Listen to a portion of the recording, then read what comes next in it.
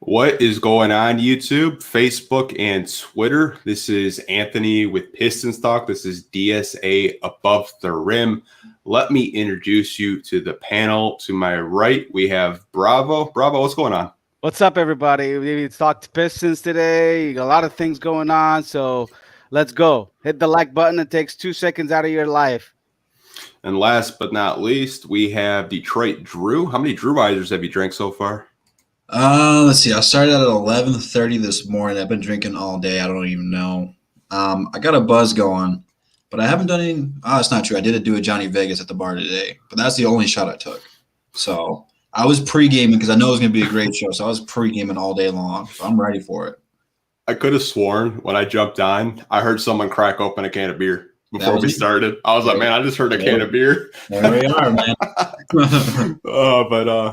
Let's get into the topics that I have for us to discuss today. So we're going to get into Killian Hayes first. So Killian Hayes has been reworking his shooting mechanics with the coaches. So my question to you guys would be, do you think it's, going to help his development long term? I'll start with you first, Drew.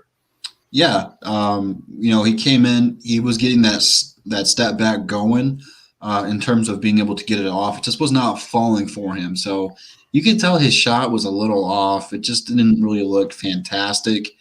And with the hip injury, it was just kind of like there's only so much he can do to stay in shape and practice. So it's like, let's have him just stand around and shoot and work on that release a little bit.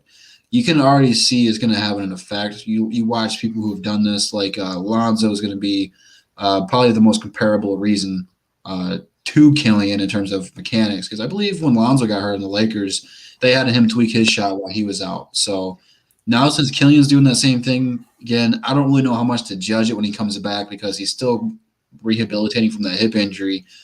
Next year is probably when you'll see the improvement of, because then he'll continue to do all the mechanics in the off season. But it should be going down for him a little bit smoother and a little bit more consistently when he comes back. I just love the fact that he knows what he needs to work on, that the training staff and the coaches knows what he needs to work on already, and they're trying to fix that, because if that shot's going down, all these people who are already down his throat saying he's a bust, he's a bum, they wouldn't even be saying all this stuff. So you got to stay patient with him, relax, pump the brakes. He's going to get the shot fixed. He's already working on it, so it's only going to get better. It really can't get any worse. So I love that the kid's already put in the work and wants to get better and knows what he needs to do. That's just a sign of good things to come. So, yeah, I do think that this is going to help him out in the future. Just like I said, I don't know how soon, because a lot of those times it's all mental and timing. It takes a long time to learn a new jump shot and a new rhythm and stuff. So just be patient with him. It will pay off in the long run. So I do want to introduce our special guest tonight, Pistons Mic. What's going on, man? Nothing much. Glad to be on the show. Glad to talk some more Pistons with you guys. It's an honor, Awesome. So we are talking about Killian Hayes, so I'm going to ask you the same question. So recently he's been reworking his shooting mechanics with coaches. So my question to you would be, do you think it's going to impact his development? Absolutely. I think it's for the best. My gripe with Killian is I don't think he could get a shot for some reason during the season. Like, it was looking like he couldn't get a shot off even against low point guards and all of that. So I think his jump shot, working his jump shot, he already knows what he needs to improve on. And I think it'd be all great from there. I think he'll be a lot better once he gets it fixed. So. All right, Bravo. I know you were really big on Killian before the draft, and we thought that he would, kind of, I don't want to say struggle, but I think both of us said that he would be a project player. So him reworking his shooting mechanics, do you think like long term, this will be great for his development? I think so, to some degree. The mechanic, I don't think it's a problem with the mechanic. He shoots the ball really decently well, I think. His mechanic, his jump form, his shot form is really, his release form is nice. He's shooting it nice. The only problem I noticed with him, so if you pay attention to the three-pointers he scored in the 7th game he played, he was scoring these three-pointers off a catch and shoot mostly. I mean, he shot them from the corners very well when he was off ball. So he really shot the ball well off ball, but he really struggled big time shooting it off a back step or off the dribble. That's the problem when he really experienced. He only managed to shoot it once or twice off dribble. So I don't think changing the shot mechanic is going to be a huge thing for him. I think it's just shot consistency and confidence is a big thing for him. We know how he can shoot. He can shoot the ball. We saw his rhythm in France. He played in Germany. He played really nice. He shot the ball really nice. He's one of the best shooters in the. If you really ask me, as a point guard before the draft started, he is probably one of in the conversation of literally the best top 10 shooting point guards in the NBA in the coming this draft in 2020. But he struggled big time in the NBA, and I think it's part of the confidence. Shot mechanic maybe will help him big time, especially in the step back, because he loves that step back. It sounds like it, and I think it's going to impact him in some degree, especially with that hip, because step forward is the problem for him from now on. Guys, remember that. First step is going to be a huge problem for him on that hip right now. Taking the first step, not step backward. Step backward, that's using the muscles of the back. It's not really going to be the flexors of the hip. Step forward is the flexor. So that's going to be impactful for him. I think he's going to do just fine. So, I don't know if you guys saw earlier today, Dwayne Casey said, before he was doing standstill jumpers, he's actually moving around now, and he's hopeful that he could come back within the next month. So that would be like around April, second half of the season. So I'm actually kind of excited if that does happen. I think reworking the shooting mechanics is kind of a big deal. When I look at Markelle Fultz, who changed his jump shot a little bit in Orlando, Lonzo Ball's a good comparison. I think that it's going to be crucial for his development because that shot, it didn't look bad, but it just wasn't falling down. And not to mention the way the Pistons were using him. I've told you guys, I think he's not an off-ball guard. I think he needs to have the ball in his hands at all times to be efficient. We saw that in Atlanta when Derrick Rose and Blake were out. Probably had one of his best games through that first 7 games. He had like 10 points and 8 assists. Was playing really good defense against Trae Young. My thing is, if the shooting mechanics help him become a better shooter, I think a lot of people will shut up because he already plays good defense. He's a good passer. That shot starts going down.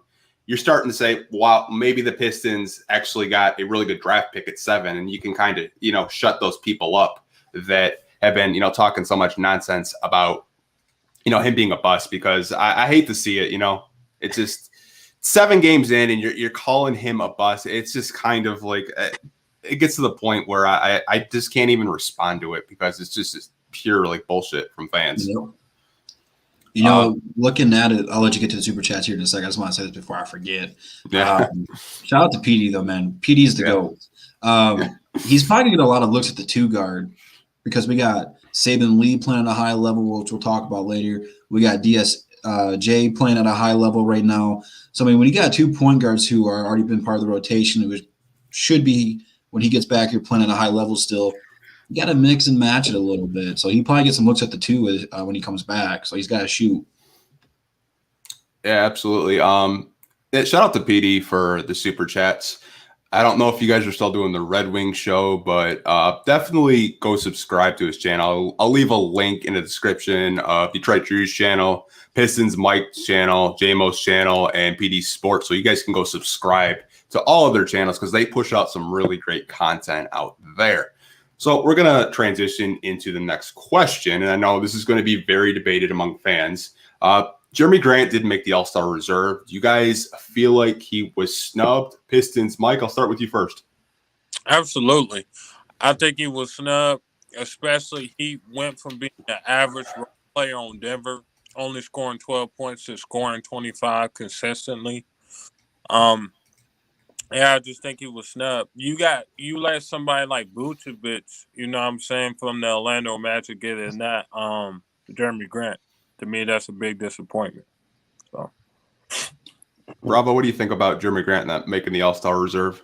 I think he's got snubbed because, he's really one of the top 10 players in the East, in my opinion, right now. I don't know. I'm not over really evaluating him. I think he's really doing good. He's carrying the Pistons on his shoulders. So why not? He's probably in the conversation of the most improved player in the league right now. He should have been really in the All-Star. It's just a big time snub for us. And I think he's playing better than James Harden. I don't know. People talk about James Harden. He's playing better than James Harden right now. He deserves a spot over people like him. I don't know. I mean, James Harden is a big time winner. He's probably like in the conversation because of the votes, but why not Jerami Grant? I feel like it's just a snub because it's just the team is losing record. Put us in that situation that he's not going to be in the conversation of All-Star. And I wouldn't be surprised if he's not even in the conversation of most improved player because you know the NBA damn well. We know them very well. Yeah, Drew, I know you made a YouTube video about this, and you did get some heat from some Piston fans claiming that Jerami Grant's not efficient. But, you kind of have to look at in like Trae Young's situation last year. Trae Young was putting up empty stats on a bad team, and he still made the All-Star. Yeah. I mean, if you want to use the narrative that Jerami Grant is on a really bad team and that's why he didn't make the All-Star game, okay, I'll hear you on that. But it gets to the point where this guy is, like Pistons Mike said, he was a 12-point per game role player. He's completely doubled his averages. He's the number one option on one of the worst teams in the NBA. And he's been really great this season. So do you feel like he was snubbed? I do. There's a couple things I have wrong with this, just in general. For one, James Harden shouldn't have made it, not because he's not having a great year. Once he got traded to Brooklyn, it was like MVP Harden came back to life and started balling out again. My whole thing was he played in the West for the first half of the season, got traded midway to Brooklyn, so he really wasn't in the Eastern Conference for that long. And then, like people said, Vucevic made it. Well, he shouldn't have made it over Sabonis. The Magic aren't a playoff team right now. Vucevic was playing out of his mind. Thankfully, he got in there as a reserve. But then, like, Boston gets two people, and Jason Tatum and Jaylen Brown, who are having not a great year. Like, they're better than us, but, like, in Boston standard, they're not having a great year. Why the hell do they have two All-Stars? And there's a couple other ones. It's just the whole thing that pisses me off is All-Star doesn't mean you're winning. All-Star is an individual award. It's not a team award. Grant is the most improved player in my eyes. Look at what Denver is right now. Denver's the 8th seed out west. They desperately miss Jerami Grant. Big time. You go back to last year in the bubble, those playoff games where they were down 3-1, they would go on runs where Murray and the Joker would go off, but when they were cold, Grant was the glue that held them together.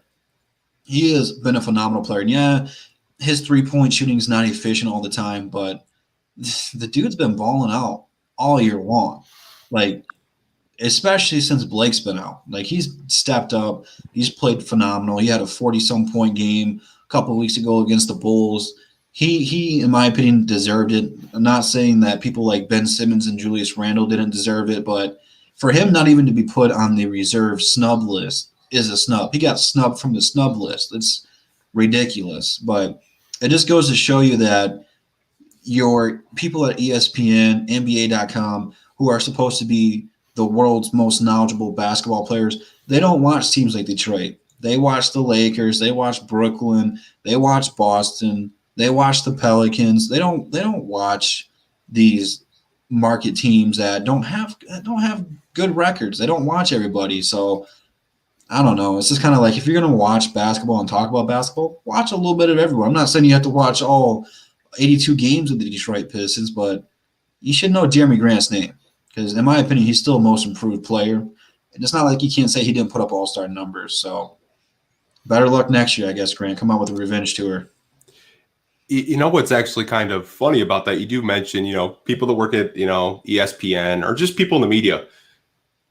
There's actually contract incentives to make an all-star game. So certain players, if they don't make an all-star game, they don't get the money. Yep. So I guess there is some pressure in that aspect. But like I said, there's some people in here saying that, Grant should have made it. Well, tell me who's better, because I want to have that debate. Who's better as a reserve in the East? Because just tell me, and I'll have that debate. Because I think, like you said, it's an individual award. It's not a team award. Individually, he's been one of the best small forwards. He's putting up comparable numbers to Brandon Ingram, mind you. Brandon Ingram is a very good small forward. Just got paid. Mm-hmm. Take that into consideration, okay? Yeah. Definitely. But we are going to move on to the next topic. We're going to be talking about newly acquired point guard Dennis Smith Jr. and he's getting his confidence back. So my question to you guys would be, is he has a qualifying offer for $7.7 million if the Pistons want to pick him up and sign him for 1 year. Detroit, Drew, would you consider signing Dennis Smith Jr. for that qualifying offer for next season? I have wanted Dennis Smith Jr. ever since he was available in the draft. This has been like one of the guys I was high on. I watched his entire rookie season in Dallas, and I was pretty much in love with the guy. But that dunk last night just was the signal he's back. This is the Dallas Maverick Dennis Smith Jr. that everyone was high on and had high expectations. Mr. Ray's right. He's a monster on defense. I forgot how good he could have been on defense. He is pestering people, poking balls away, and really making it difficult for these guys to drive on them and pass and all this other stuff. And, when he first got here, it looked like he was trying to do too much. He wasn't comfortable yet. But shout out to Dwayne Casey. He's done a phenomenal job with incorporating him and Saben Lee, where I'm happy to watch our point guards play for the whole game now. Like, I can't wait to watch Dennis Smith Jr. come back out and play. But he's also facilitating. He's trying to get his teammates involved. He's doing whatever's best for the team. He's not forcing anything. He's playing within himself. I am very curious to see what is going to happen with him when Dennis Smith gets the chance to play with Killian, and now Saben Lee's here. So we're going to have 3 point guards out there. It's just like, what the hell are we going to do? But $7.5 million, you said it was? 7.6? 7.7. 7.7. Yeah, I would take that for 1 more year. He's still young. He can still get better. He's been in the league for, 3 years now? I would do it. And even if he's just your third-string point guard or your backup point guard, or you have to move Killian to the 2 and do a 2-point guard system, I'm cool with that. It doesn't hurt us. I would rather have 3 young point guards on this team than next year signing another McGriddle and just wasting a roster spot. Because I know at the end of the day, Casey's going to give Dennis an opportunity, even if we do have 2 young point guards. Even if we go into the draft and get Cade or Green or Suggs or whatever, we're going to go out here and draft somebody and give them an opportunity. I know he's going to have a spot to earn his rotation minutes. So I would definitely do that and make the competition here at the guard spots really, really tough.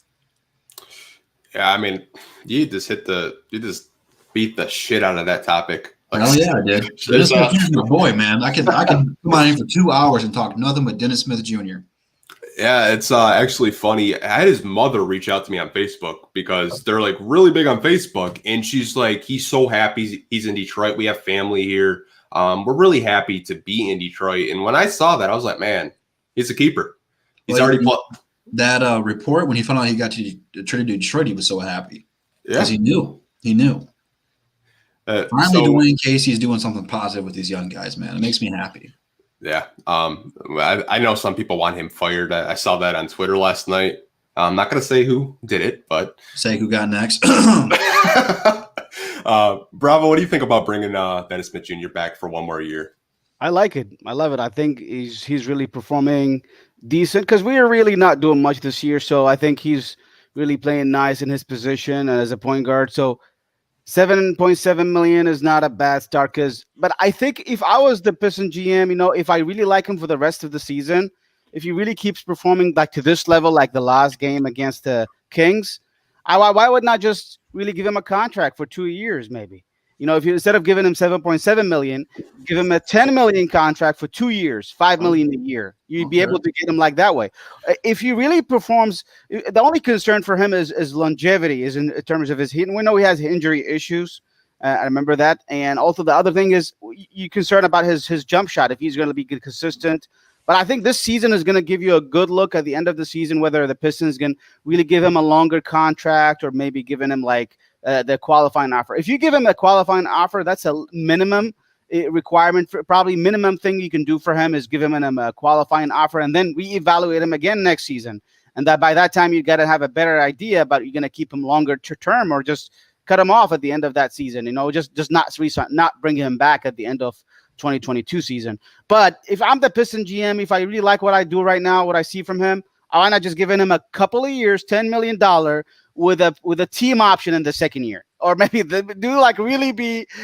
the people to be smart, when you pay people money. You pay him $7 million this year or $5 million this year, next year, and the following year you keep a team contract, team option. That way you can have a control on him that way. So I don't know if he could do it that way. Yeah, it's interesting. I mean, if the Pistons decide not to pick up his offer and then he opts out, yeah, you could definitely do what you just mentioned. A 2-year of $5 million each. I mean, I think I would be more up to doing that. But Pistons, Mike, what do you think about bringing back DSJ for next year? I will absolutely do it.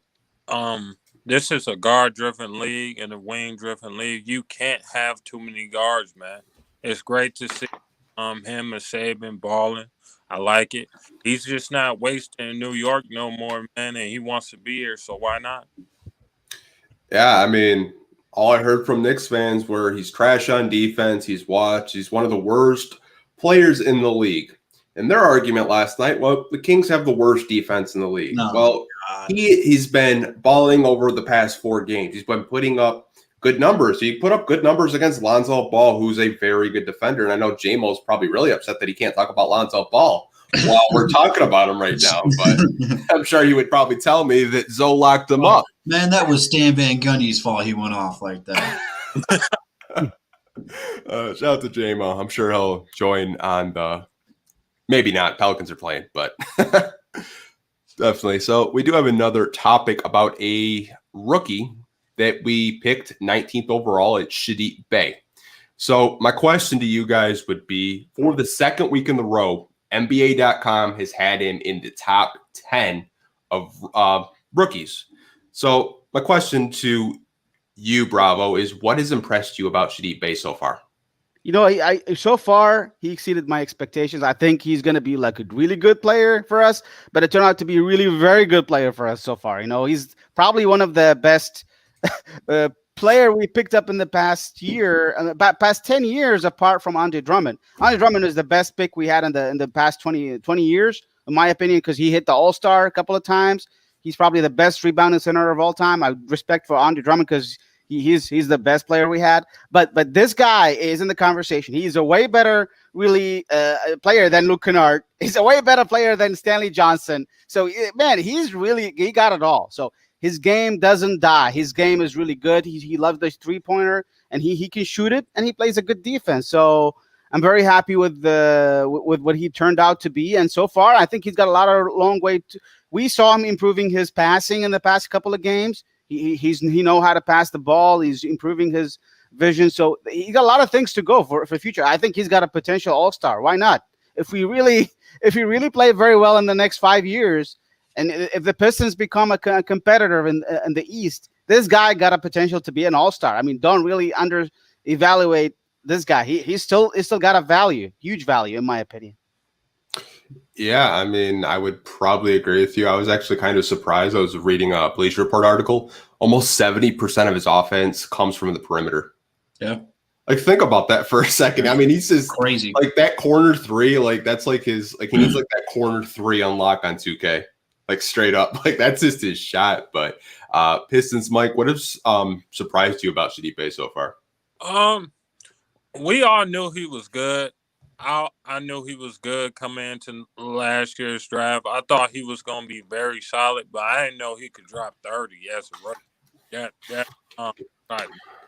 What shocked me is he can go into the paint well too, and he's a really, really good defender. Like locking down some of the best wings.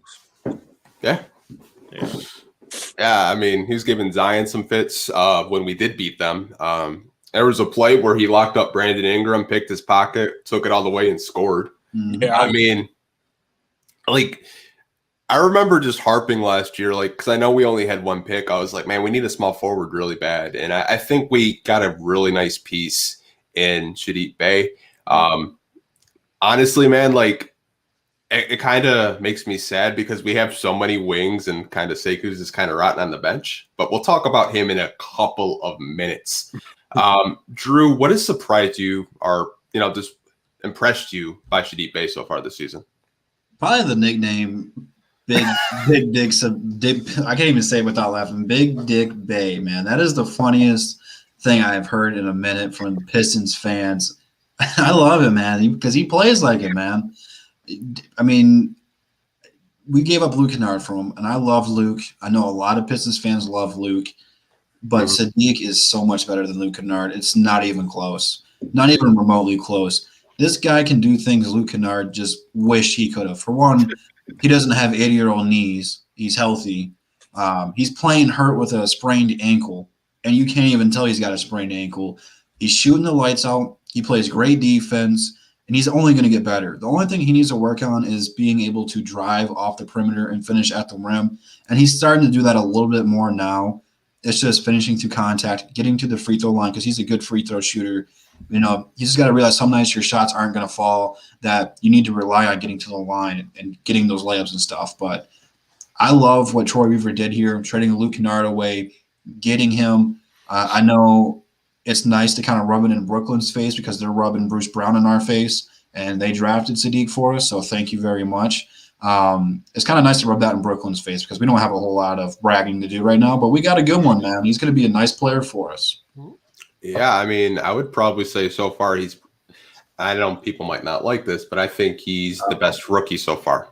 I think he's having a better impact than Isaiah Stewart. I love Isaiah Stewart, but he's cooled off a lot lately. It's probably because teams are, starting the game plan for him because he was getting like 10 offensive rebounds a game and they're just boxing him out now. But I think he's so far the best rookie for the Pistons. And we're going to keep on the rookie train, and this is going to be about Saben Lee. So he's getting consistent minutes this week.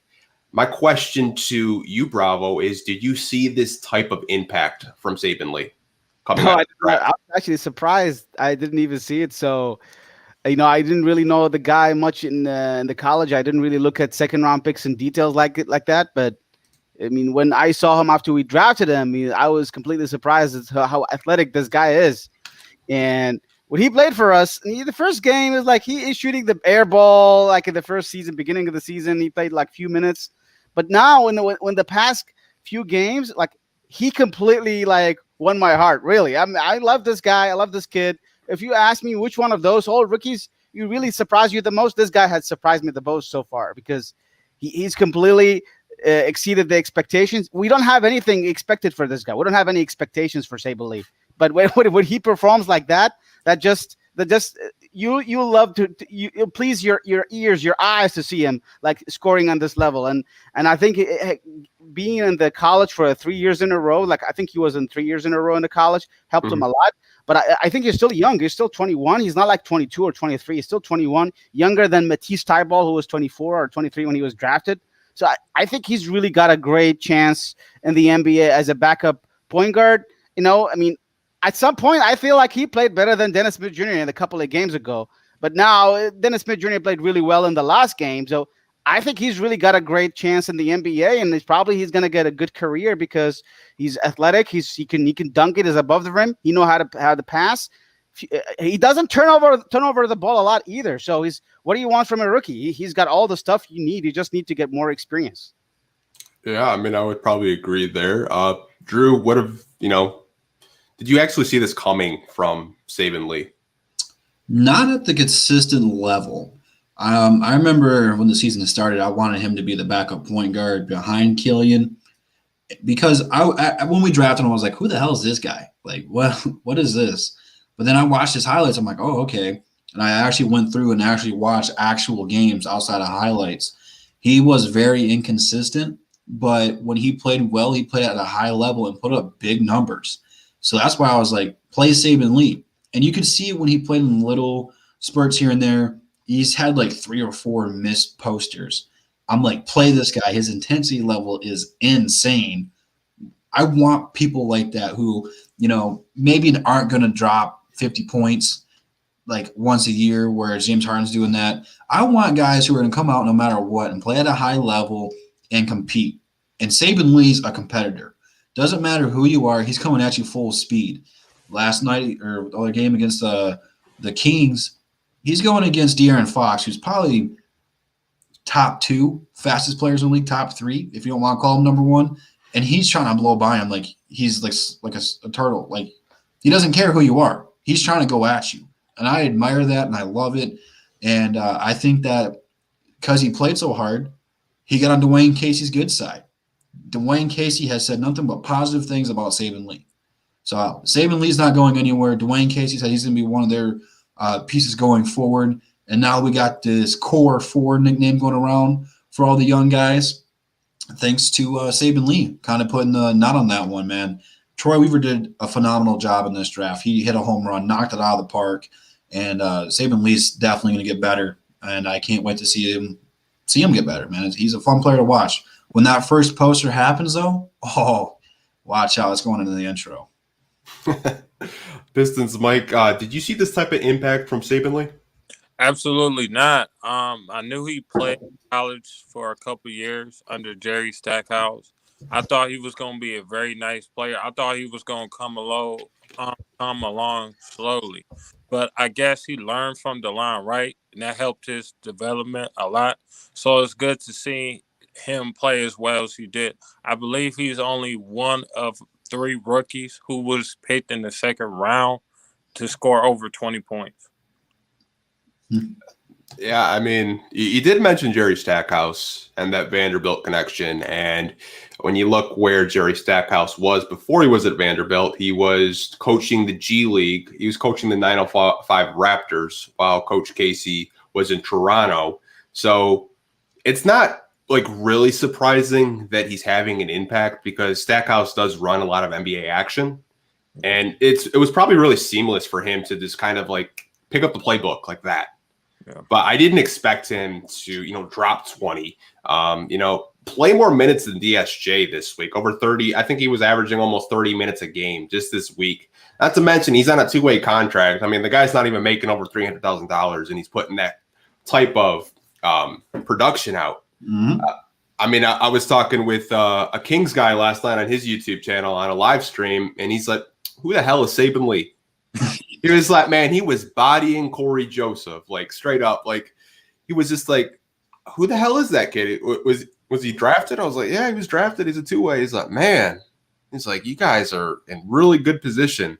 He's like, you guys aren't a laughing stock of the league anymore. Like he was really impressed with just the way Troy Weaver, drafted these guys. He kept asking about Saddiq Bey. Would you trade Saddiq Bey for Buddy Hield? I'm like, no. Hell no. No.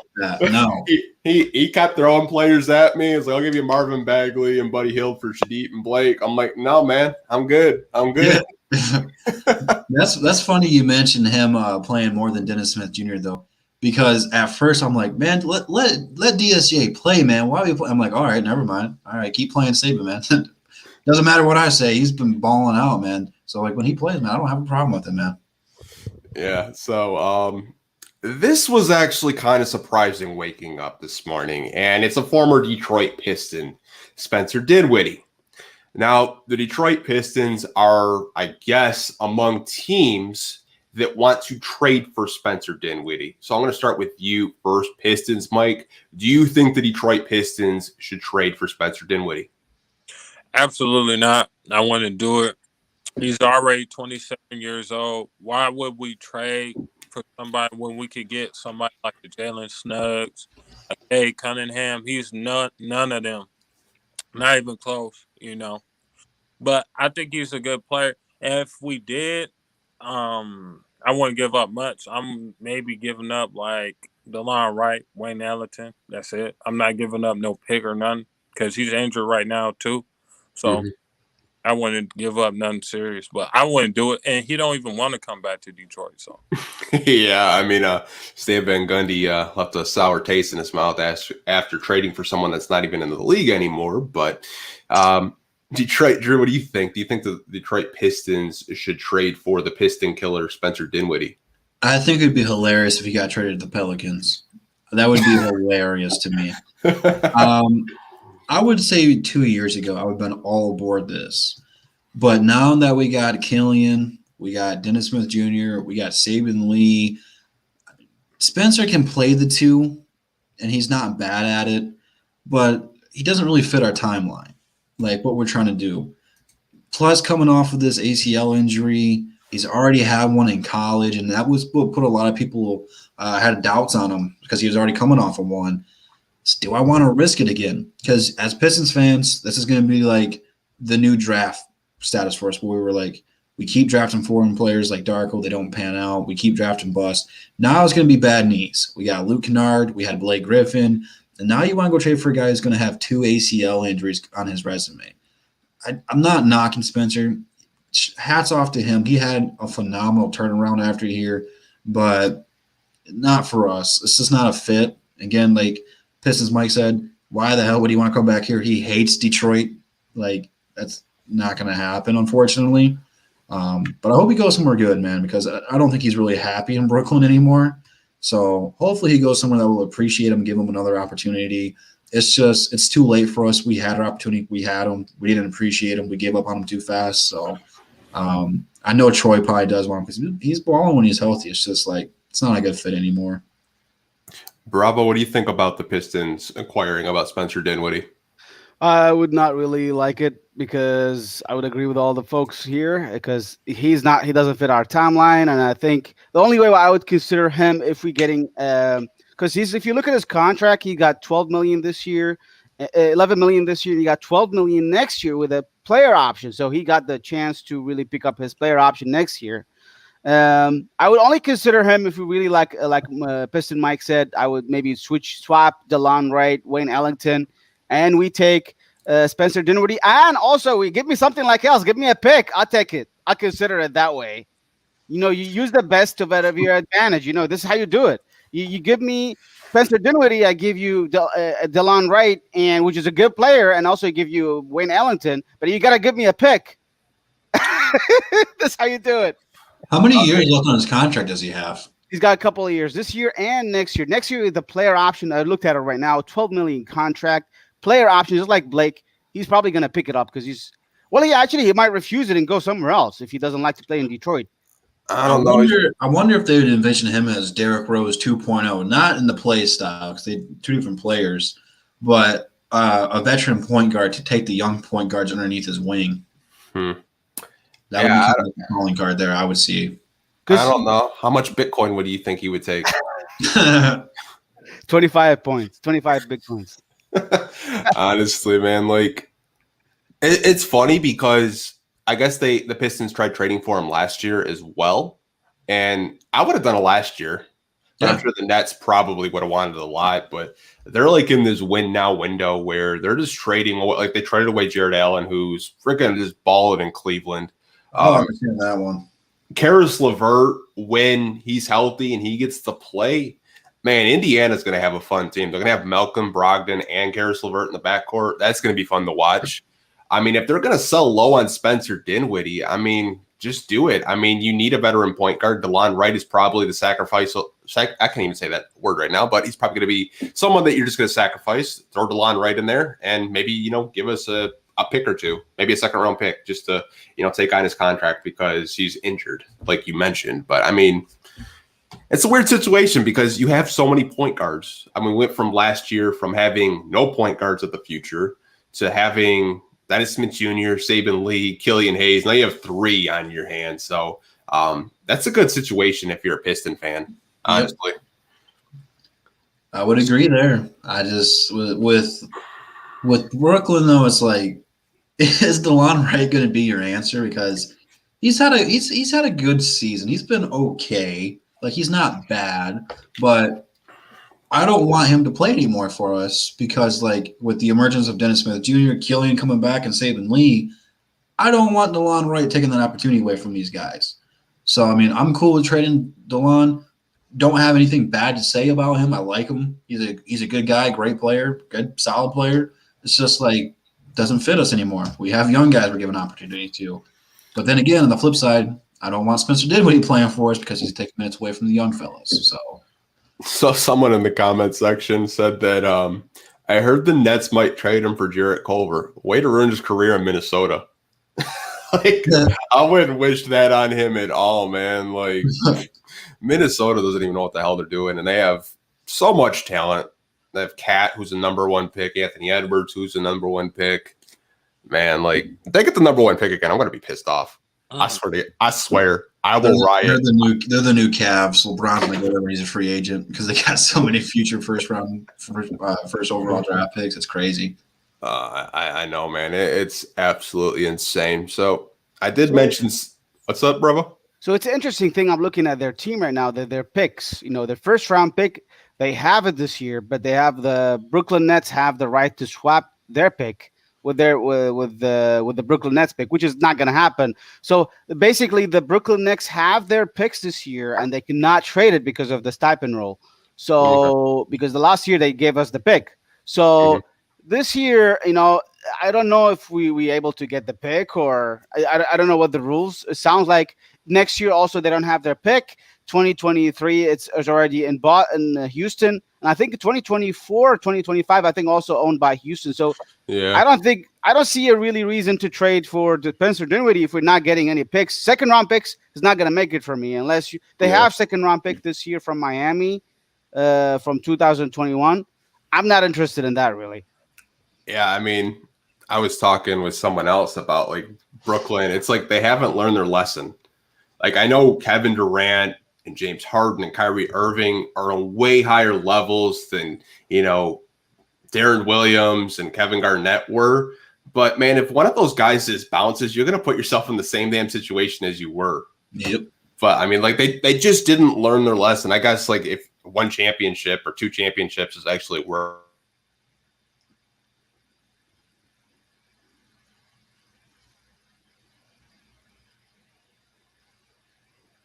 No. He's got disconnected. That's not good. It's a slow internet.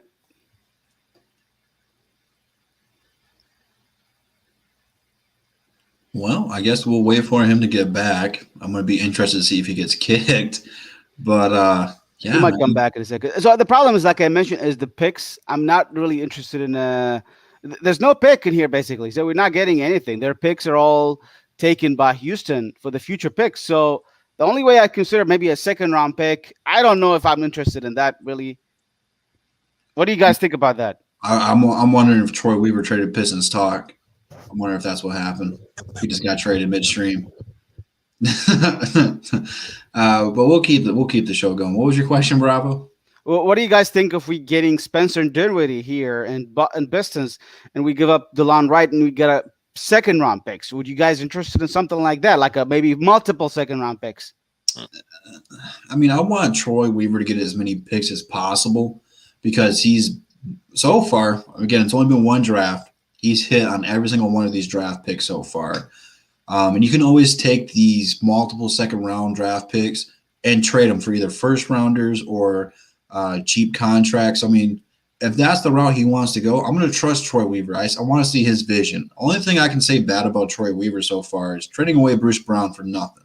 That's the only bad thing I can say about Troy so far. But right now, that doesn't even matter because the guys he's gotten in here have performed. And now you look at guys like he brought in free agency, like Plumlee, trade value, DeLon Wright, trade value, Wayne Ellington, trade value. You can get some picks for these guys or some more young talents. If we can go out there, trade deadline, trade some of these guys away for more Dennis Smith Jr. type players, I'm all for Troy. That's what he's doing. He's flipping, he's flopping, he's selling high, and he's buying low. So whatever Troy Weaver envisions for this Pistons team, I'm buying in. I want to see where he's going to go with it. So if Troy decides to pull a trigger like that, yeah, I might not like it, but I'm going to see him out and see what he can do with it. He's earned that trust from me. Yeah, it's kind of surprising because also their team, the Brooklyn Nets, they're completely out of salary, so they don't even have a cap space to absorb a contract. So it's really hard to trade for a Spencer Dinwiddie if you think about it right now. The only way we could take a Spencer Dinwiddie, we give him DeLon Wright, but we lose cap space. So you got to convince me, like giving me a good player, maybe Landry Shamet. I don't know. I'd consider $2 million Landry Shamet and Spencer Dinwiddie, and that way you guys can take Wayne Ellington. And I like Shamet. What do you guys think about Shamet? He's okay. He's all right. So that's the only situation. The only way you could look at it is getting like a young asset maybe in return. So let's do this. While we wait for Pistons Talk to come back, why don't you guys in the comments go ahead and drop some questions for us, and we'll go ahead and answer some of these for you. You guys have been very awesome today. Make sure you guys do like the video wherever you're watching. I know Pistons Talk. He is live on Facebook. We're live on YouTube. We're live on Periscope. And I think we're live somewhere else, too. I don't remember where all we're live at. But wherever you're watching, however you're watching, like the video, share it, and drop some questions down below for us because we're here for you, man. I know a lot of you guys are loyal to this team. We only have 9 mother effing wins on the year. That's not a whole lot, man. So it's been tough for us, man. But let's see what we got here. Detroit Ghost says, "Why are we hearing trade rumors with Sekou and trade talks on Blake?" Well, Sekou, I know a lot of you guys have been hard on Sekou. You got to pump the brakes. He hasn't played 82 games yet, people. He's only played like 60-something. Yeah, he's been in the league last year, and he's been in the league this year. But the league got cut out last year due to Rona, and this year's a shortened season. Just be patient with him. In terms of Blake, it's going to be hard to either trade him or buy him out because he's got $50 million left on his deal. To pay that off in 2 years, you have to stretch it out for like 5 to make it feasible. Pistons don't really want to do that because it would have been better just to let him play this year and next year, just let him walk in free agency, and not a whole lot in return for him for trade rumors there. But Pistons Mike, man, what do you think about these? I don't know if you want to call them rumors on Sekou, but with the latest on Sekou and what's going on with Blake. Well, I don't think we're gonna get nothing for Blake. I think we're going to buy him out eventually. I just hope it's to the point where he's basically given a good amount of money back so he's not on the books crazy, but you never know. He's got a lot of money. But it's sad to see Blake like this. I remember the days where he was scoring 25 points, one led Milwaukee, playing his heart out, man. It's just so sad to see him like this. He can't even do nothing no more. He can't even dunk no more, man. Yeah. Yeah, he used to be one of my favorite players. Even when he was on the Clippers, I used to love watching him dunk, man. Mm-hmm. He could jump, bro. It's sad. It's heartbreaking, man. I tell you what, man, you hate to see that, but unfortunately, that's the way it goes sometimes. Yeah. And Sekou, we just got to give him more of an opportunity, more of a chance. Blake has been here, so he's been taking all his minutes. They play the same position, so I would just wait until next year until we see what he is instead of just trading him already. He's got the talent last year. He dunked on Tristan Thompson. He had stretches where he was scoring a lot of points, so I think he's still part of the future. Yeah, you got to remember, Sekou can't even drink yet here in the States. Like, let that sink in, man. He's not even 21 yet. Be patient. But Bravo, man, what do you think about the latest rumors with Sekou and what's going on with Blake? Yo, I have not heard any rumors with Sekou. I don't think he's going to get traded. You know, it's really hard to believe it because he hasn't even played a full season yet. 65 games, 66 games, 50 minutes a game is nothing so far. He hasn't really shown me anything. Last year, he showed me 10 games, amazing flashes of a future player. And we got hit by the COVID. Unfortunately, he didn't really play very well for the rest of that season. This year, he's struggling big time, obviously. I have no idea why. I felt like a lot of things mental in him. You know, Sekou got the beautiful, a great body. Just like, I think his body is better than Jerami Grant right now, if you think about it, really. He's built up better than Jerami Grant, and he's probably going to stand injuries better than other players. He's durable. He's not really a weak player. He got hit a couple of times in a concussion protocol, but the guy is a good athlete. Why are we really giving up on him? We haven't even got a full season yet. Just because he's not playing well doesn't mean he's not good at all. No, you just need to give him his chance. So I think you need to wait at least another year on Sekou before you make a decision at the end of next year. If he's completely playing like this, I'm probably going to be leaning towards maybe giving up on him. But I'm not really want to give up on him yet because he's still 20. And we know a lot of players do not turn well until they hit that 22-year-old. Even 23-year-old, we guys know very well. Bruce Brown got good at 23. He wasn't even good when he started playing. Same players like even Svi Mihajlovic. Svi Mihajlovic wasn't as a shooter because he started playing well when he was 22. He wasn't even good at 21 that well. So those players, you need to give them some time, you know. And Sekou's just unfortunately hasn't got like a lot of opportunity because of the fact that Jerami Grant is here and he took a lot of role in that power forward. So I think he's going to be just fine. He just needs to really learn from Jerami Grant. And now we see a lot of good relationship between him and Grant. Grant is willing to be a good mentor for Sekou, but he needs to take his time in the offseason to work on his lot of improvement in this offseason. So as far as Blake, I don't think Blake is going to be traded. I think we're probably going to reach a solution with him to a buyout option. and we're probably gonna pay good of this year for him, and he's gonna agree to a buyout for next year. I don't think he's gonna get the whole 38 million next year if he wants to leave Detroit as quickly as possible, unless something happens. So he might be bought out for the rest of this year, and he goes and play for another team maybe or something like that. Well, we got 60 plus people in here, man. Let's get 60 plus likes. You guys are dropping questions left and right. Pistons Talk said he'll be back here in a minute. His internet took a dump on him. But here's a good one, I think, from D-Lock. He wants to know if we think we're one score away from making noise. Me personally, I don't know if that's exactly what we need. I mean, Grant stepped up. He's become our main scorer. Josh Jackson, he's had games of scoring 20 plus, and then Saddiq Bey, he's had some big games. I don't think offense is our problem. I think that a team as a whole needs to work on the defensive side. We got a lot of good individual defenders like Saddiq, Killian, Isaiah Stewart, Jerami Grant, but the big one is actually at the 5, whereas Plumlee, he's done some good things from us. I make fun of him. I call him Bumley a lot, but he's been pretty solid for the most part. It's just we get beat up on the boards. We have no interior defense. Teams are just driving on us. So that's why I think in the draft, they might look at a center. They might go into free agency and spend some money on a center to get some rim protection. But what do you guys think? Do you guys think we need to go scoring? What do you think we're missing here to get some noise going back in the D? Pistons, Mike, I'll go ahead and toss that one to you.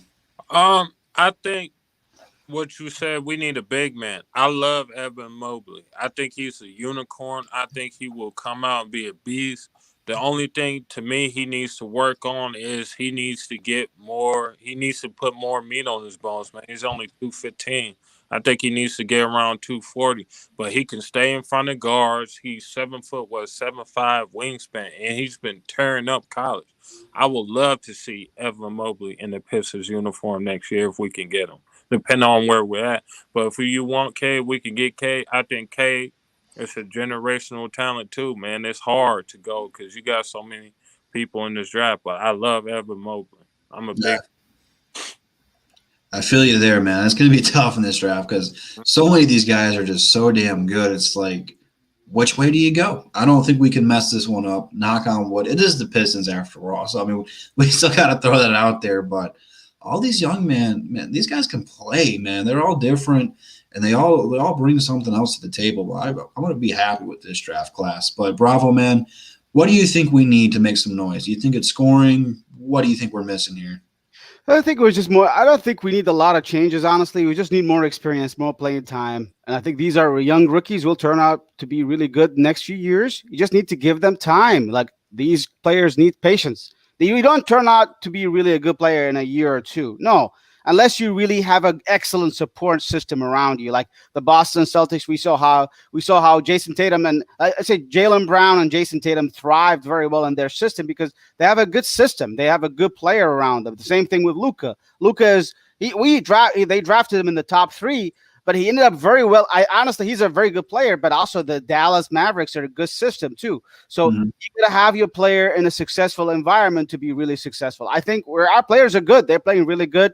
And please, I don't think we're really doing bad by any means. Hey, what is our goal this season?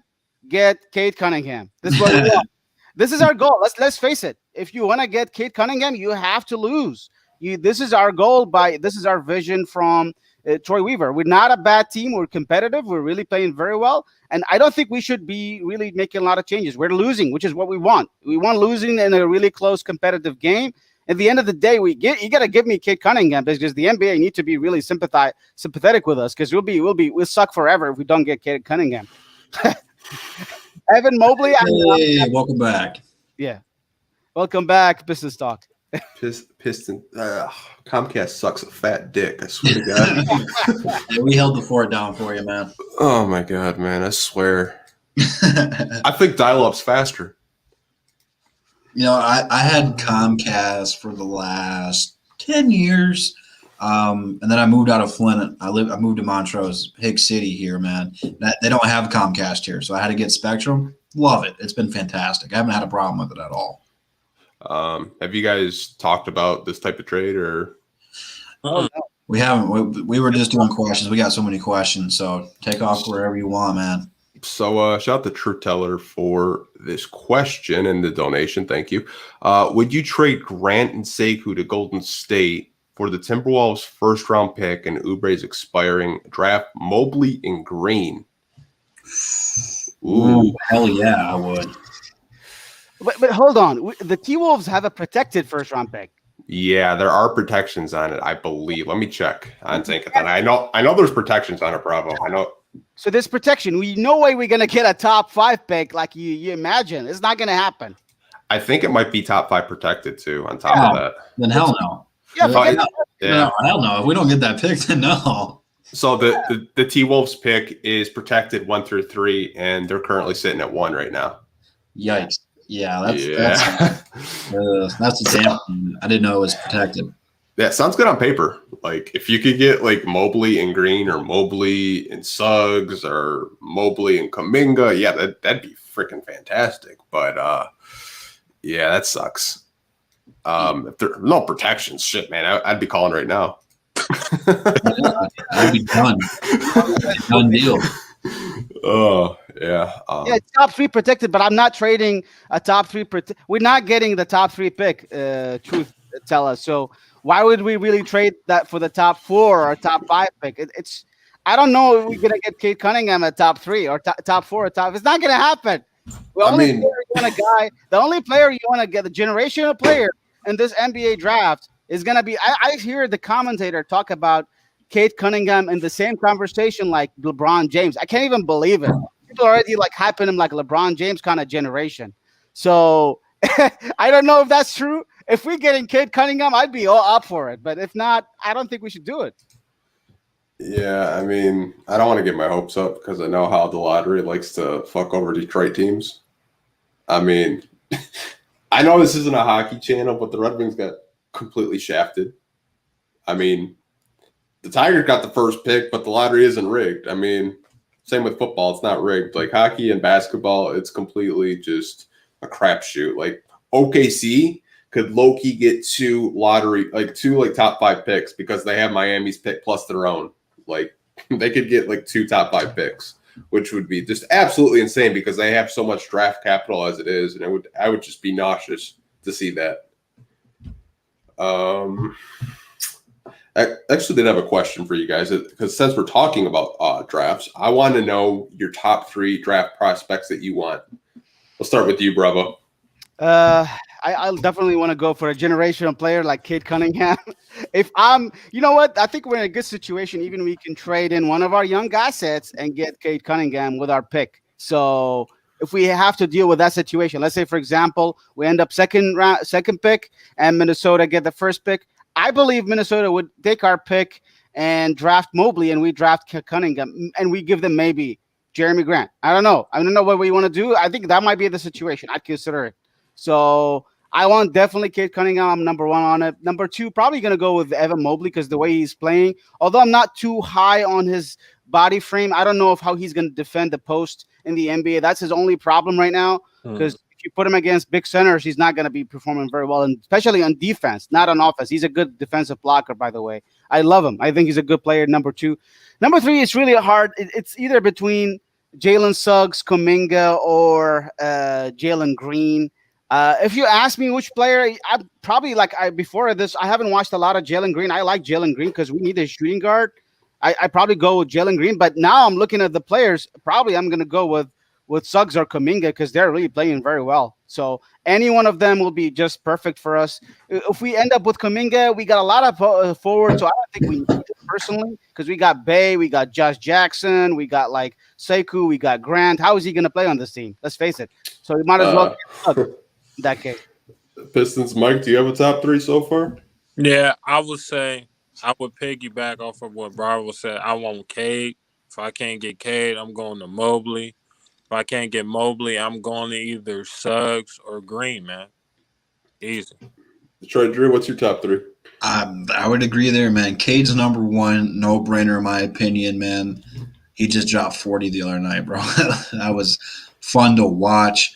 And then really between Green and Suggs is a toss-up for me, which way they want to go there. I'm cool either way. But then if we want to secure that center position, Mobley, man, We need a center so bad. That'd be so fun to watch because we got the guards already. It's just like if you got a chance to get Cade, you have to. You got to take the best player in the draft, best player available. It's really what we want, what we need. But the more and more I watch Mobley, I'm like, I really want to see that in a Pistons uniform. I know what he could bring to the table. It'd be fun to watch. Motor City Mobley. Yeah, I like that. It's got a ring to it. It does. I would probably my top three would be Cade. Would probably be my number one option. Like if you got the number one pick, just take Cade Cunningham. To me, I think he could play 1 through 4 right now. He's just that talented. Mobley, I like a lot. I see a little bit of Christian Wood in him. Just like that kind of ferocity, running the floor. He's a better rim protector than Christian Wood. I will give him that. I think, once he does bulk up in the NBA, I think I'll be able to take bigger centers, like the Joel Embiids of the world, like that. I think, just let him develop and he'll get better. And then third, I'm going Kuminga. I think if the Pistons do draft Kuminga, Seku's gone. Okay.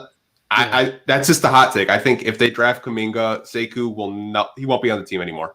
I think he's just so far in the rotation, and the minutes he's getting right now, he's not being productive because he doesn't really know how to, play in the half court set. He's still figuring it out. To me, I think Sekou would thrive on a team that runs more fast break and transition types of offense. The way we're using him right now kind of reminds me of Stanley Johnson in a sense, where it stands in the corner. If you can hit open three, that's great. It cut to the basket if you can, but right now they're not really using him. I don't want to say they're misusing him, but I don't think they trust him enough to give him the freedom that Josh Jackson has. Where Josh Jackson can, brick up 20 shots a game and he's not going to get ripped out. Like he can just just go into people's bodies and transition and just sacrifice himself just to try to get an and one or whatever. I'm glad you said that because he does get a lot of green lights. He takes a lot of bad shots. Yeah. I'm glad you said that. I'm glad you had the cojones to say that. I love Josh, man. I do too. It's just, I think Casey's done a really good job with his development. Like a lot of people had him as a bust label. Like in Minnesota, not Minnesota, Memphis, he started turning it around and then he's kind of expanding on that. And he's gotten a lot better. I mean, he had a 25-point game in a loss the other night. I think last night, he had 18. I don't remember exactly what he had, but I mean, he's putting good games together. Casey even said, I tell him, you have the green light, but make smart decisions. And at times he doesn't really make smart decisions. Sometimes he's just, like I said, he just goes in transition and just doesn't really think about it. But like I said, I think Sekou will, like I said, if you draft Kuminga, he's gone because there's just too many forwards on this team. Okay. I don't know if we're really going to play him, even if we draft him, because you got Saddiq Bey, you got Jerami Grant, Josh Jackson. How are you going to play him on this team if you got all these players? Well, a lot of those guys play multiple positions. They're interchangeable. Like Saddiq, he can play 2 through 4. Same thing with Josh Jackson. Same thing with Jerami Grant. I mean, they're all interchangeable. And plus, you can have Josh Jackson, Saddiq Bey, and Grant out there at the same time. Those could be 3 of the starting 5 you have out there, and then you can do whatever the hell you want with the bench. So we got guys we can plug and play at different positions, starting, bench-wise. We're very versatile and have different looks. Yeah, I mean, unless you want to play Sekou at a backup 5, I mean, that's the only situation I could see him playing if you draft a Kuminga, because I think Kuminga is probably the most NBA ready right now. Yeah. Out of the G League games that I've seen, that kid's just going to ball out from day one. Whoever gets him, they're getting a really good player. He was way low on my – I had him probably 5th or 6th before I saw him play in the G League. He's in my top 3 right now, just from what I've seen. I wouldn't want Sekou to be the 5. I don't like him playing the 5 at all. Yeah. He doesn't rim protect. At times he gets lost on defense. Playing him at the 5 when he's got to switch on guards and stuff, that would just be a catastrophe. Yeah, I mean, it's just the situation he's in. He's behind so many guys in the rotation. And like I said, I thought the Blake trade would be good for him. But the way he's playing, people are, labeling him as a bust. Yeah. That's another player I've been seeing a lot. Sekou cannot be a bust. He was a lottery pick that fell to 15. even if he does not pan out, the Pistons got a steal just on his value alone of where he was projected to go. Like, Bravo was the only person on here who knew that who the hell Sekou was and said, we won't have to worry about it. He won't even be there. And he fell at 15. And he was the only person who knew who Sekou was. This is called like it is. Like, JMO found out who Sekou was because of Bravo. And then they got high on him, introduced him to all of us. We were high on him. So when we got him, we were happy. You know, I think anyone behind Sekou is better or that I would want over Sekou, to be honest with you. Yeah, I mean, I didn't think he would be there. I thought Washington was going to grab him at 7. Yeah. I did not think they were going to draft Hachimura. To me, I was like, Sekou makes perfect sense for them, but he fell. That's just a gift, from the NBA gods that he actually, got in there. It looks like Pistons Mic. There you are. Came back. We're all having connection issues tonight. Anything else you guys want to touch on before we wrap it up? Blake Griffin, what do you want to talk about? Like, if he'll get traded, buyout, what? the question we had for Blake Griffin. Okay. I didn't have – what's it? How are the Pistons going to deal with this situation? How do you guys think? Because we're getting closer to the trade deadline, and what do you think how do you guys think the Pistons are going to really get rid of his contract? What are you guys going to think happen? I don't have an answer for you, man. I just don't know. I've talked to people.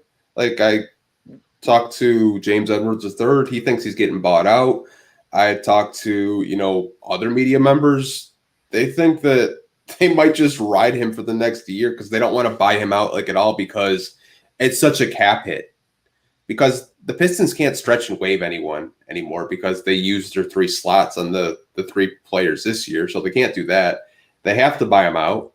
If Blake even gives you back money, you're still in cap space hell because you have all those contracts you waived and stretched. And if you have Blake on your books, that's like, what, $39 million? Yep. I think it's combined 50 if they do buy him out this year because they've already paid him a majority of his salary this year. But that's still a lot of money left on their books. If you can trade him, but don't sacrifice the future to get rid of him. Don't do it. And the problem with trading him is they want to do right. They did right by Derrick Rose. When they traded him to the Knicks, I was like, why the hell did they trade him to the Knicks? If you guys aren't paying attention, the Knicks are the 6th seed right now. Uneffing believable right now. I did not see that coming. But if you trade Blake, the Pistons are going to want to trade him to a good team because he wants to play meaningful games. I mean, he can give you a whole lot. Shout out to Dominique. That's $5, man. I don't even know. Blake's in Cali right now. I don't even think I can get him a gumball. That's the coolest super chat we've ever got. Yeah, shout out to Dominique, man. That's hilarious. Yeah. Pistons, what do you think about the whole Blake situation? I don't think we're going to be able to get rid of him, trade, unless it's a buyout. And like you said, the buyout just be horrible. Over $50 million. You will hope he will get some money back, but you never know. He probably wants all the money he can because contract he gonna get like this, Yeah. Yeah, honestly, we should start a GoFundMe this as a joke to see if people actually donate towards it. Dude, if you start a GoFundMe, you see the girl who put Gorilla Glue in her hair? She got over $200,000. We would clear this in no time. Oh man, I'm curious. I got this question always in my mind. So he's got 36 million this year, right? So we paid him half of his 36 million. So let's say he's got left with 30. He's got left basically with 16 million. Let's call it that way. 16, 17 million. Isn't that an equivalent for Spencer Dinwiddie kind of contract? Maybe they buy him out for next year and trade him for Spencer Dinwiddie. I don't know if that's a scenario we could look at. I have no idea what they're really doing with him because I think he wants to go to certain teams, in my opinion, either like Miami Heat or Brooklyn Nets. If the Brooklyn Nets want to give him 60 million this year, buy him out, we buy him out, and the Brooklyn Nets offer him 60 million and then give us Spencer Dinwiddie. That would maybe be a scenario. I don't know how they're gonna fit it up in the NBA, but what do you guys think about that? If I'm Blake Griffin, I would seek a buyout and go sign with the Lakers. Only reason I do that is because now he's going to get an opportunity to play over there since AD's out. But when AD gets back in there, he'll probably be coming off the bench. But that's not the point here. The point is he would be back in LA and he'd be able to beat the Clippers in the playoffs and give them one more suck it before he gets a ring. But does he play over Markieff Morris and Kyle Kuzma? That I don't know. It would just be like a revenge tour thing, just to be like, F Yeah. you Clippers one last time. Here's my ring. Kiss it. That would be funny. Like the trades that I've seen, like people like send me trade machines, like it's like the trades aren't even good. It's just kind of matching salaries. Like Bravo mentioned that Heat trade the Bleacher Report came up with. I think it was like Andre Iguodala, Kelly Olynyk, Myers Leonard, and a second round pick for Blake. Like honestly, I would take that trade if someone's gonna like willing to just give me an expiring Kelly Olynyk. Andre Iguodala probably want to buy out anyways. He didn't want to play with the Grizzlies. You think he wants to come here? No. He don't want to come here, man. He'd probably get a like part-time job at Coney Island or something. Like honestly, man, like you wouldn't want to play here. I think any kind of trade, it's going to be like similar salary. You're not going to like rob a team blind because they've watched Blake Griffin. He's bad. He's just not the same player as he used to be. All those knee injuries are just catching up with him. You know what, though? Like, watching him play this season, like, you can tell he's not the same player. But in the post, he's still unguardable. He can still bully people down there. He's still a great passer. I'm just really wondering if he was milking it like Derrick Rose was. Derrick Rose wasn't playing like Derrick Rose is now. Yeah. That could be an issue. That could actually be a good point. He might be just faking it. But Dominique, man, you're wild. And Troy needs to get Gores on some more white powder so he can be crazy enough to fully buy Blake straight out. I know he's joking, but I don't think he knows who Gores. Gores didn't want to trade Andre, man. He definitely does not want to trade or buy out Blake. He wants Blake to stay. He's probably storing some of that powder with Blake, trying to get him to stay. 27th in attendance, Mr. Gores. All those tickets you wanted to sell. Yeah, man. Too many Bloody Marys on his boat. You know, this is what I'm talking about. Like, would I trade Blake for LaMarcus Aldridge? Like, that's the type of deal that you would probably see. Like, you're not going to get anything good out of it. You're going to find similar salaries. I think Aldridge is actually on a similar deal. Yeah, but again, Blake's not going to want to play in San Antonio. Yeah. He's got a no trade list, too, which I still don't know what it is. I can't, like, I sent you guys that article. I don't know if you read it. Yeah, I did. I want to know what the teams were, though. Yeah, same here. Like, what's your no trade list so I can trade you to it? I can guarantee the Clippers are on there. Send them to the Hornets. Yeah, I was so confused when you said that article because I thought it said no trades clause. I was like, you got no trade clause. Why the hell did you get traded here? I'm like, oh, he doesn't want to go to these teams. Okay. I mean, anywhere except for Minnesota, it's an upgrade over us, man. I can tell you that. I don't know who the hell wants Blake, man. Like buyout markets. Oh. The only way is a buyout market. So if you buy him out, you basically have asked other teams to, when he signs with another team, they have to pay him the rest of his buyout. So basically, if we buy him out, he's got $60 million cap left for this year, and let's say he goes to Miami Heat, and they need the cap space to re-sign him of a waiver. So in that case, they have to give us Iguodala for $60 million, or maybe then the Brooklyn Nets give us Spencer Dinwiddie, and that way Blake can sign with Brooklyn Nets or Miami Heat. That's I don't know if that works. I'm not sure about that particular scenario. That's how I look at it. Yeah, shout out to Brian Scotch from Locked On Pistons. He said the Suns are on the no trade list for sure. Probably with CP3. You're probably right, Brian.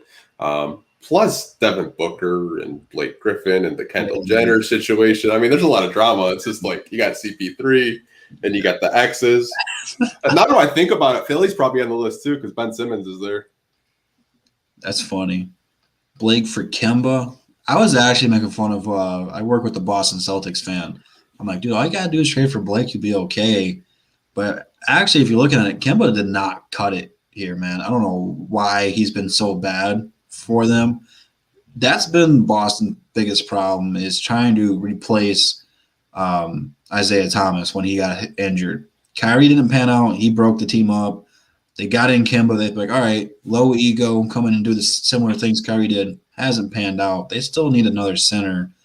But hey, I'll give you DeLon Wright and Blake Griffin. I saw a trade, remember, about them trading for Al Horford back. I was like, bro, that would be the funniest. Like if the Celtics got Al Horford back. He was what was holding them back, man. They never had any rim protection, man. I mean, they have a perfect center and they don't play him. Like Robert Williamson, like he's perfect. Like Daniel Tice is okay, but this play Robert Williamson, like he's a monster. I'm not a big fan of Daniel, man. He's okay, but he should not be starting. And then they play him and Tristan Thompson at the same time a lot. What the hell are you doing, man? It's like Greg Monroe and Andre Drummond flashbacks.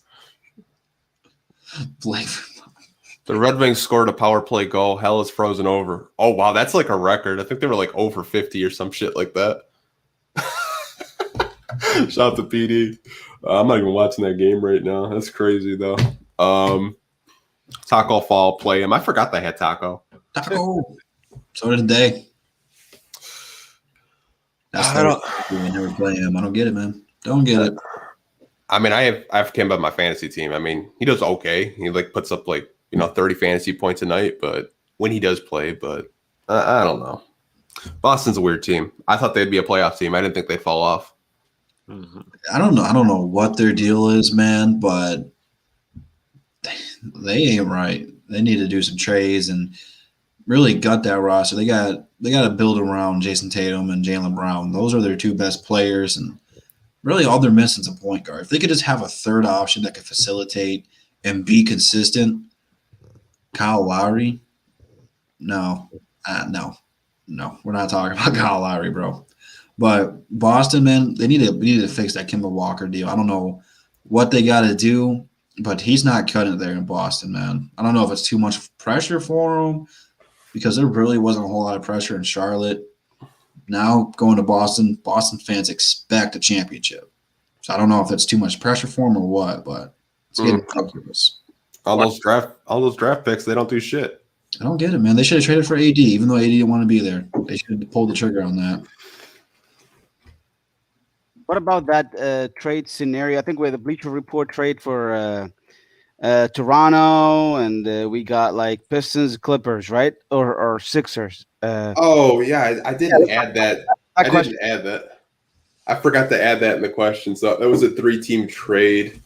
Let me pull it up, Bravo. Thanks for reminding me. Where they had DeLon Wright go to the Clippers, and I believe Wayne Ellington and Lou Williams. Like I said, we've been talking in the group chat all day. I gotta pull it up. Oh, here it is.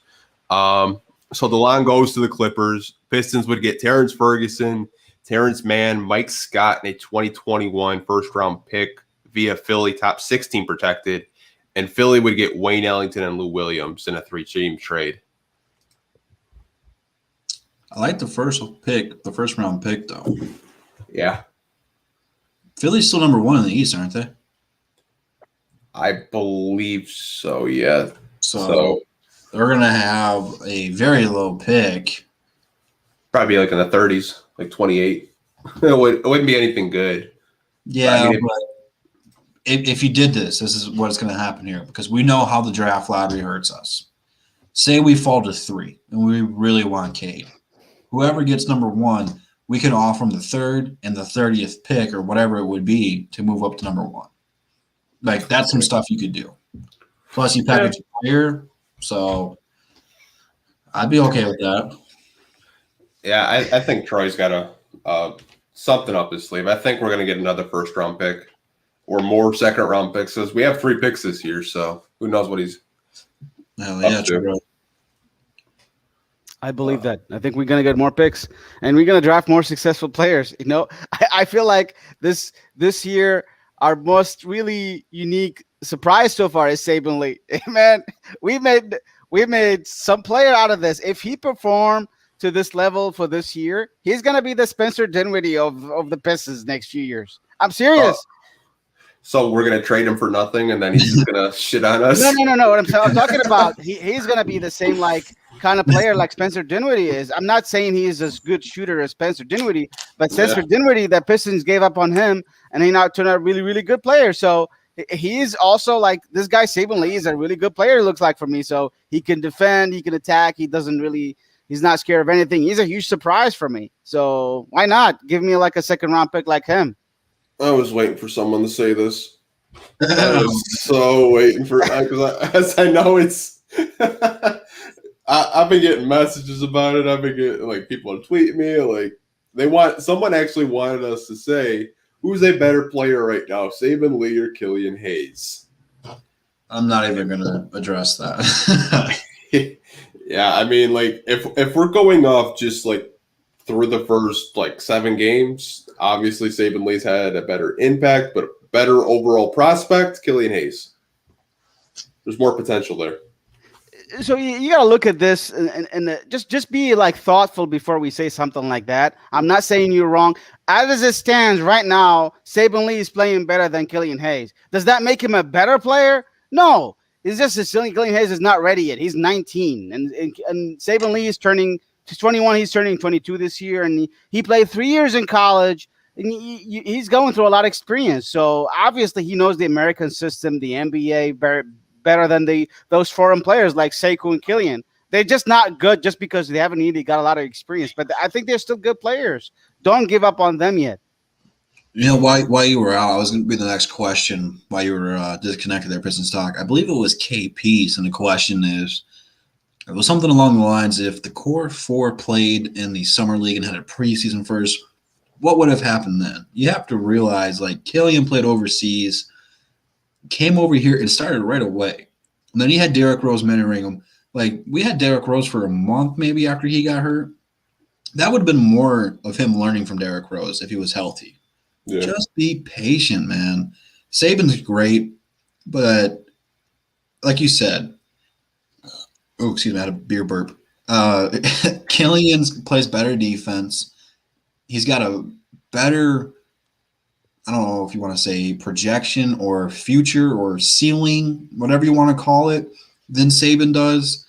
They're both great. I'm glad we got both of them because they could be a nasty 1-2 punch where, you know, if Killian can set up the half-court offense and thrive in that, and then you have a guy like Saben Lee who comes in off the bench and pushes the pace, like that change of pace always kills teams.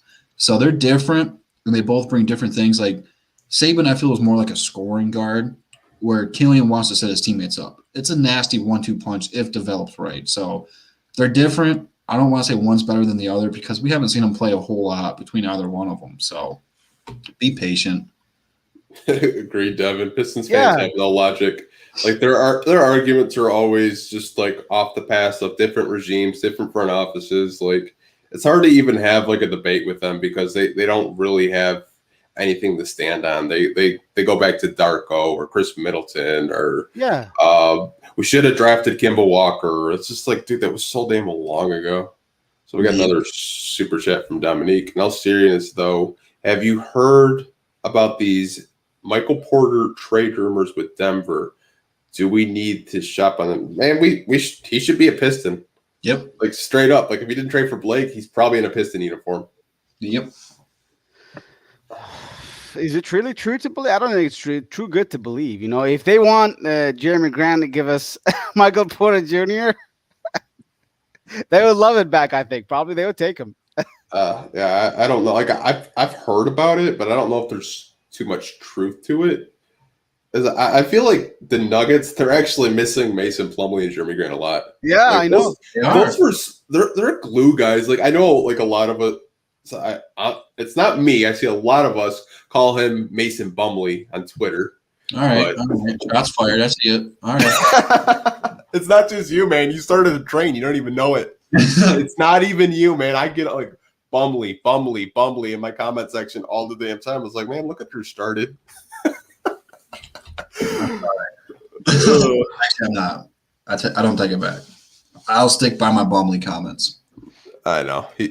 That video I sent you earlier, I've never seen that, and I can't unsee it, and I keep watching it of him dancing. He's so white. Come on, man. Oh, man. We're not all like that, I promise. I know. Jerami Grant, like, I love Jerami Grant. Like, at first, I thought the $20 million was I'm going to be honest with you guys. I'm going to say I was wrong. I think I was wrong when I said he was overpaid. I thought $20 million was a lot of money. I'll admit it. I was wrong. He's proved me wrong. He's just balling. He's probably going to win Most Improved Player. I mean, the last person to win Most Improved Player had a 6-point per game differential. He's got 12. Like, he's balling right now on a bad team. So I'll eat my words. I owe him an apology. I'm going to have to write him a letter. Knowing the NBA, though, they'll probably give it to Randall because they're going to be a playoff team. Even though he's put up similar numbers. It's like, come on, man. Give us some credit, bro. We gave this guy an opportunity. We gave a lot of people opportunity this year. And they've pretty much, for the most part, panned out. But Grant's most improved player, in my opinion. Yeah, I mean, if they give it to Randall, that's just a slap. I was pretty confident on that signing, though. Yeah, the other players are really. Yeah, Julius Randle, because Julius Randle is already an all-star player. He shouldn't be. I don't think he should be in a most improved player because he's already all-star. So this most improved player, I don't think the NBA is trying to give them to all-star and a most improved player at the same time. They're trying to play it differently. So maybe Jerami Grant wins it this year. We'll see. I think Christian Wood was his top competition, but he missed so much time. Yeah. Unless Grant gets injured, I don't see him losing it. What about Julius Randle? You think he can? I think he might be like winning it also. He's put up similar numbers before, though. He's had already a couple good years, so I don't think so. Like, I'm not saying he shouldn't be in the conversation for it because he's had a great year. Obviously, he's an all-star, but when you say you went up 12 points in your scoring average, like, you're most improved player. And it's not like he went from 0 to 12. He went from 12 to 24. So. Yeah, but it's just the NBA. I don't really believe them, man. It's just they don't really give us any. I kind of don't believe that NBA will be fair in this case, and I wouldn't be surprised if they don't give it to Jerami Grant because they don't like Detroit. And trust me, if this happens, this confirms my theory. The NBA doesn't like us. Yeah, someone said they'll give it to Christian Wood. That would be such a slap in the face. No, because we let him go. And then he's pretty much, in the conversation as well. I think it's either Jerami Grant or Christian Wood's award to win. Yeah. Like, honestly, if he wins it, I'm happy for him. But at the same time, I'm kind of salty because we let him go away for basically. I think we offered him $10 million and Houston offered him $4 million. So he walked away for $4 million, which is just, if you think about it, it's just the kind of really? Yeah. The whole sit down, telling him where he's going to go like LeBron's like, come on, bro. Come on. Oh, the decision? The decision.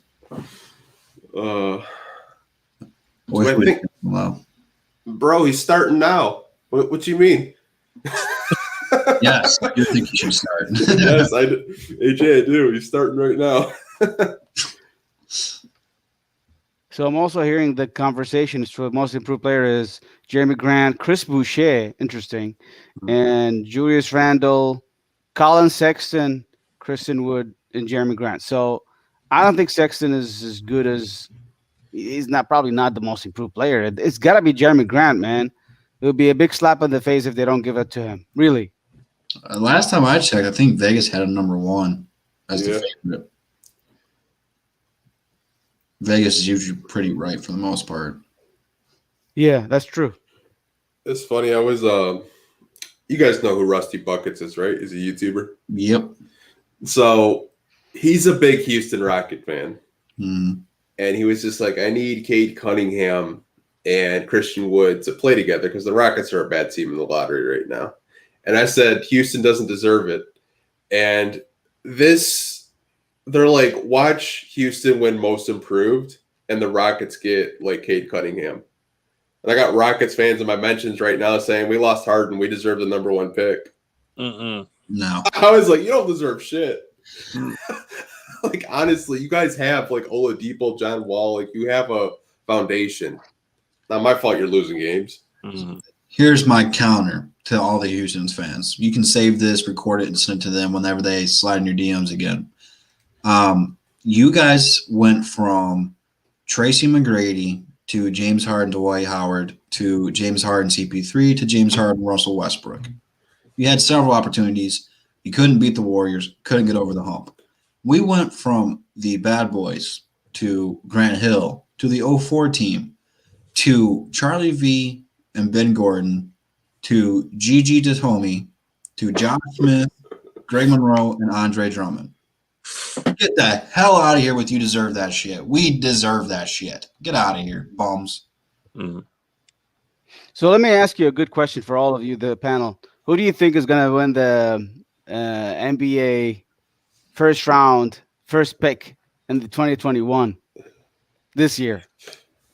Who do I think will get it? Yeah, I know it's not going to be. I don't think it's going to be the Pistons. I think we get top 3, but my gut tells me the Cavs. I don't know why. I think the Cavs are going to get it somehow and waste it on a pick. They'll hopefully they pull an Anthony Bennett and like take Jalen Johnson first. I don't know. Watch him be so Jalen Johnson is nice though. I kind of take that back. Piston Mike, what do you think? I think personally, I think it's about time for it to be us. I mean, I don't really care if Jerami Grant don't win the most improved player. You can give that to Christian Wood all you want. Just give us Cade, man. Please. Please, God, give it. Honestly, we deserve it.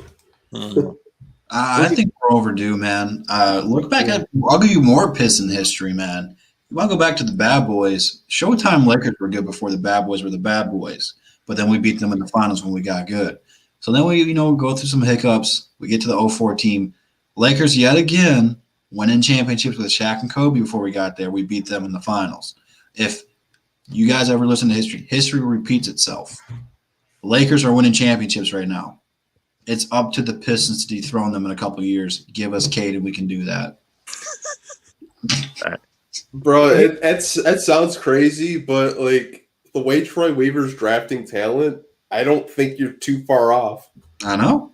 Like, I don't really think like if you get like a starting 5 of like Cade Cunningham, Killian Hayes, Jerami Grant, Saddiq Bey, maybe Isaiah Stewart starts knocking down some 3-point shots, makes Anthony Davis his bitch, like straight up, man, like he's already tried Montrezl Harrell. Like the funniest thing about when we played the Lakers is Markieff Morris, instead of like sticking up for his teammate, he wanted to talk to Isaiah Stewart after he punked his teammate because he knew his teammate was soft.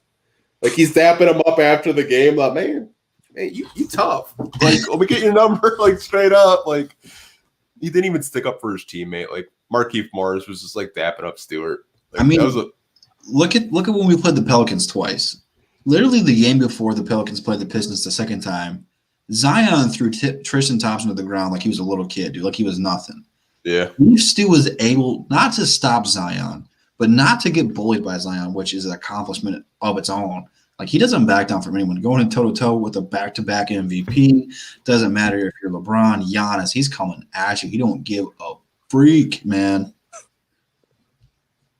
It was funny when Giannis and his brother walked up to him like they was really going to do something. He said, on, bro. I got it for you. What's good? Both of y'all. Stu had to get pulled away by Blake, man. He's like, no, not today. Devin's got that energy, so he thinks this is what's going to be the starting 5 to the throne, or the. Oh man, that's actually a fire lineup. I won't even lie. And if we get in Cade Cunningham, we might be really we might be in the conversation for most improved team in the NBA probably. So I don't believe it. It's too hard to believe because last year I was expecting us to land top 2 pick or second pick. This year I'm giving up. I'm not really giving. I don't think the NBA will help us. I know they're not going to give us the first round pick. I say this because I'm really hopeful they do. But I don't know. I don't believe it. It's too good to believe it. So I think probably going to be 3 to 5 picks because this is what the NBA does to us all the time. We're going to be 3 or 5. You'll see that he might end up drafting like Kuminga or Green. We'll be lucky to get Green at 5. I'd be really happy with him too. But it's just the NBA. I know very well. It's just how I feel. And we're not going to get the pick we want unless you really like, I don't know, maybe if we end up the worst team in the NBA, we got a chance at top 2. I don't think they'll give us top 1. NBA is so really unfair to us. They're probably going to give it to Houston, like you guys said.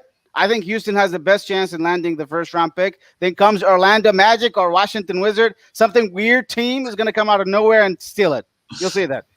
So we got a Hornets fan in here talking shit, saying I'm slow. Oh, when you work 12 hours, buddy, you probably mumble words too. But I'm kind of jealous you have LaMelo, so I take that insult back. I'm exhausted. My bad. If we get Cade Cunningham and then Amani Bates, it's over. Ooh. It's over. It's over. Don't tease me now. Oh man, that would be insane. Like LeBron got, like Cleveland got LeBron. Let the Pistons have Amani, like straight up. Man, we've never had a super team like that before. I would buy season tickets. Everybody would, man. Get Amani Bates on your team. The boy's nice. That would be crazy. Can't wait to watch that kid play, man. He's gonna be special. Honestly, man, like he's not even gonna play at State. He's just gonna go in the G League, like, straight up. Facts. I don't know, man. I seen State's doing some more 5-star recruiting here, man. They're trying to load up, and they're trying to become like that Duke super team that had Zion and stuff on there, man, with RJ Barrett. They're trying to become something, but they gotta sign all these guys because Michigan, they are going to be good for years and years. Juwan Howard, man, shout out to him, bro. He turned that team around in no time. Yeah, I was talking to a Kings media guy. He actually wanted Juwan Howard to go coach the Sacramento Kings. I told you, I was like, man, that ain't gonna happen. Mm-hmm. He's never gonna leave Michigan, man. He's got a job for life. Yeah, like I don't even watch college basketball that much, but I've been doing it in the Michigan games. Like the way they play, man, it's just like it's the one bright spot we have in Detroit sports right now is Michigan basketball. Yeah, dude, I'm with you. I usually don't watch too much college basketball before March Madness, but for some reason I've just been drawn to Michigan, bro. Like I was glued to my TV when they played Ohio State, dude. That was such a great game. They played their defense is so good. They get great play from their big men down there on the blocks. It's like awesome. They're so fun to watch. Seriously, even if you're a Michigan State fan, watch Michigan, bro. They just play the right way. I know it's going to piss you off because you're green, but watch them play, man. They play the game the right way. They're unselfish. Whoever's got the high hands getting the ball, and they play just such great defense. It's fun to watch. It's not that I can't watch college basketball, man. I'm working. Like I just have to watch highlights. It's just like I'd love to watch the games. I just can't, like, honestly. And yes, I would replace Juwan Howard with Dwayne Casey. I think all of us would, like, honestly. But it's nothing against Casey. It's just Juwan Howard's a better coach. March Madness, man, right around the corner, man. This is where draft stock's going to go up. Yeah. Start your recruiting now. We should draft Hunter from Michigan. I think I saw him in the second round. Tankathon hasn't updated their shit in a while. They had him like in the second round, which I was kind of surprised. I was like, wow. No, Nick, I'm not No, I don't work at Kroger. Oh my God. It's funny because Nick actually lives pretty damn close to me. He doesn't even know it. Uh-oh. Yeah. That's funny. I know. He's a troll, but he's funny. Dickinson kid looks really good. Yeah, he does. He does. You guys want to wrap up the show, or you want to do a few more questions? It's up to you, man. I got nothing but time tonight. Yeah, same here. I'm pretty just relaxed. Long week of work. I'm exhausted. Only thing I gotta do, watch. Let's talk about that Dennis Smith Jr. dunk yesterday. How do you guys think about that? Oh man, I loved it. I mean, we actually got some media attention. Bleacher Report's posting it. I didn't see a freaking Alex Caruso, freaking dunk on my timeline where Sports Center's posting it. Like, I was like, finally, man. So sick of seeing LaMelo. Like, I like LaMelo, but I swear every time he like bounces a ball, Bleacher Report has to freaking like, did you see that pass by LaMelo? I was like, that was the most basic pass I've ever seen. You can't see it from Bleacher Report if you don't follow Bleacher Report. But Twitter's different. I don't follow Bleacher Report. People that I follow back like the post, so I see it. I'm pretty sure I have Bleacher Report blocked, so I don't see anything from them. They said something last year that pissed me off so much I blocked them on everything, so I don't see anything from Bleacher Report. They're trash, man. They're a joke. I hope someone from Bleacher Report watches my videos just so they know how much I shit on them.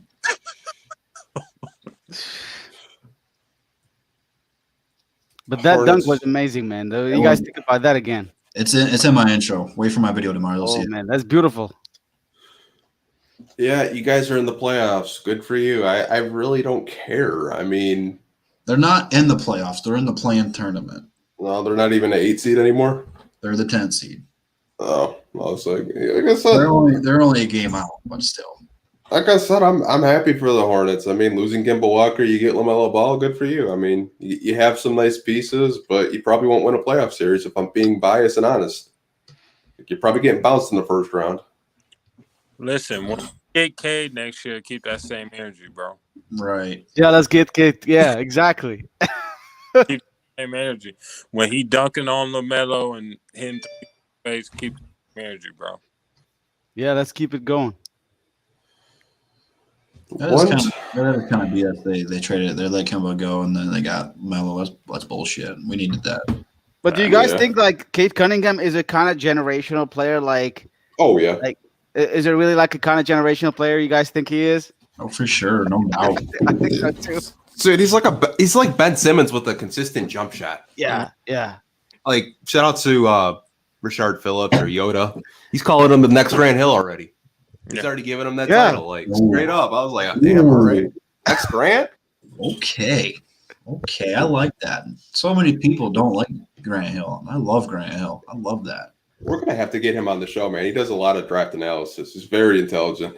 Hell yeah. Once the second half of the season comes where we stop caring about the games and start really focusing on the draft, which I know we're kind of there already, but we're so far away from that point. Dude, I'm telling you what. I cannot wait to talk draft just to talk about Cade like we did LaMelo last year. Mm-hmm. Like we were talking about Cade while we were talking about LaMelo last year. Like that's how good he is, and that's how bad we want him. Yeah. They're a Porsche man 97-1. Yeah. Straight up, man. Straight up. Facts. I don't even know one of their interns followed me today, which was kind of weird. Bleacher Report 97.1. No, 97.1. I'm sorry to hear that. I know, like he's like starts following me and he messages me. He's like, "Hey, do you want to work for 97.1?" I was like, "Pass." Dude, no, man. I mean, if you got on there, you could say whatever you want. I don't think they control you like that, but they don't talk about the Pistons on there. It's all like Lions. Yeah. Every time I listen to it, it's about the Lions. Yeah. Everything is football, Lions, football. So they'll talk about the Red Wings every once in a while, but it's just about Steve Yzerman, and they talk about the Tigers a lot, which cool, but they're rebuilding too. I'm very excited to watch them this year. We got a lot of young guys playing this year, and Miguel Cabrera is one of my favorite players of all time, but he's not the same.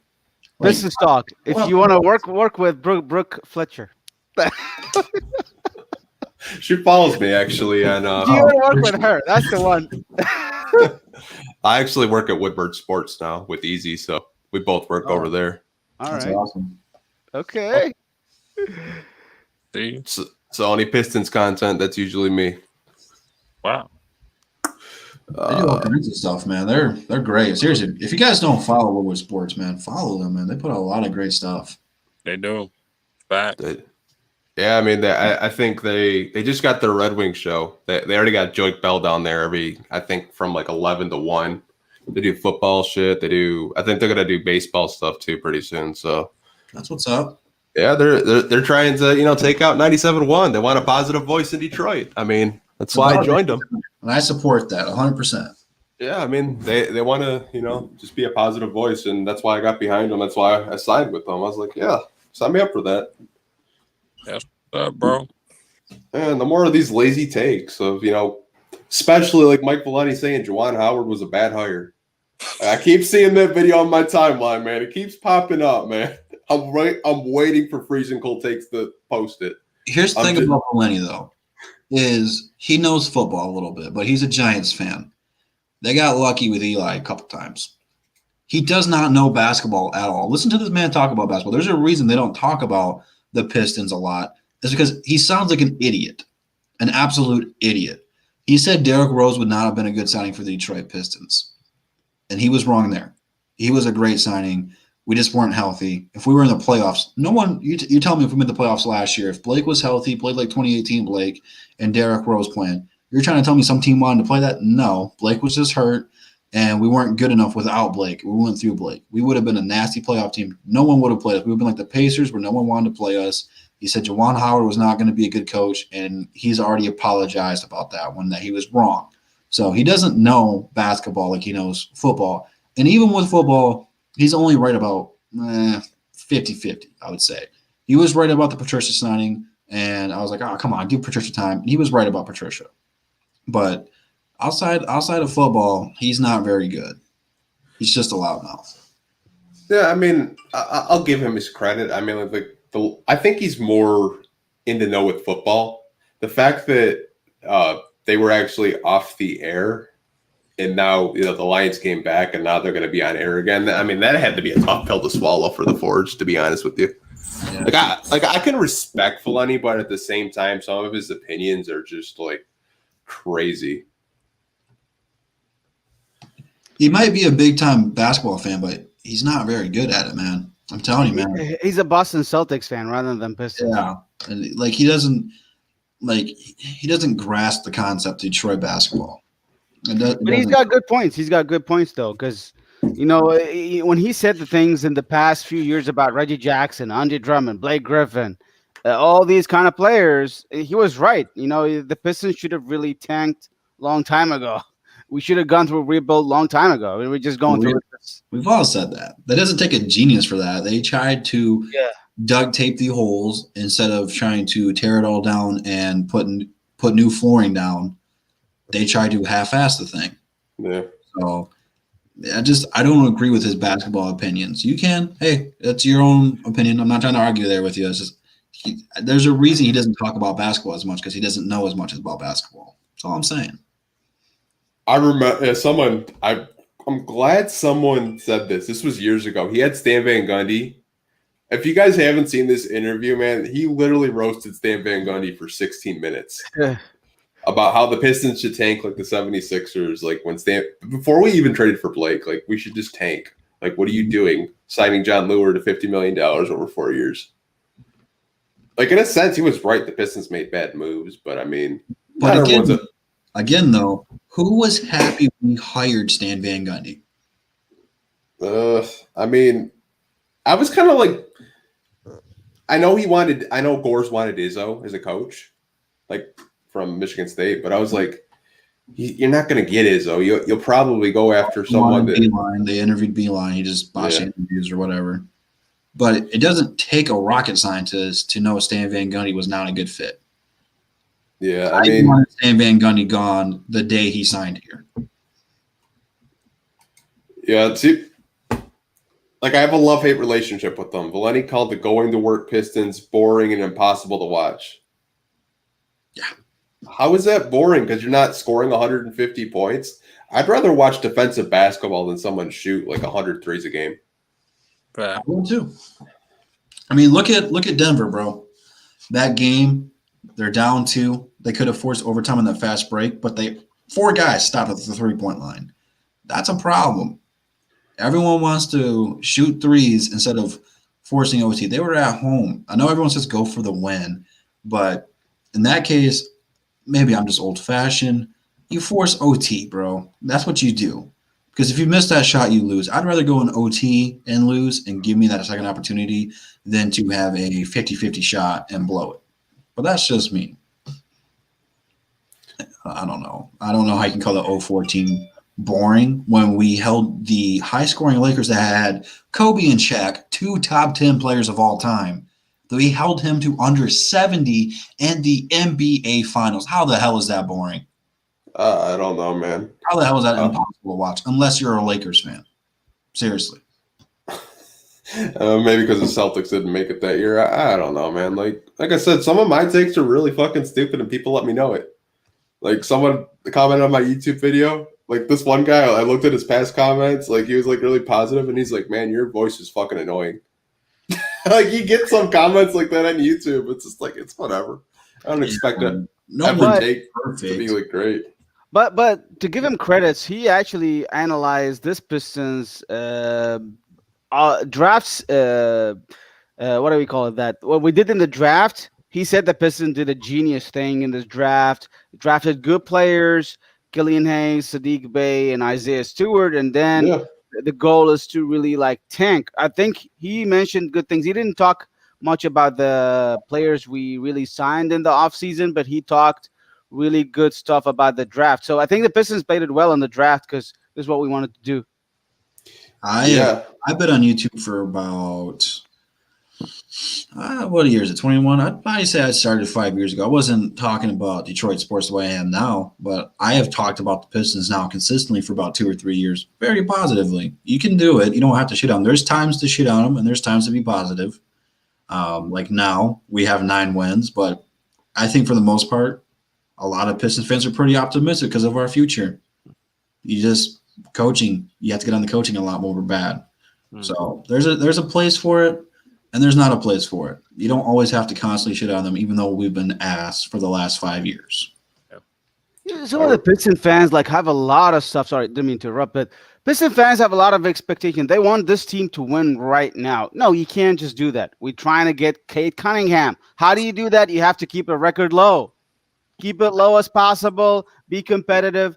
Next year, I could see Dwayne Casey pushing those, or if he's whoever coach comes in next year, you can see those players trying to win next year or the year after, because we're not ready yet to be like we're not complete without we need more assets. I think we need a Cade Cunningham kind of player or someone like a generational player to improve us in the future. So we can't just sacrifice the wins in order just to satisfy those fans who think, oh, we're trash, the team is trash, the team sucks. No, think about it. We're trying to be competitive, and that's good.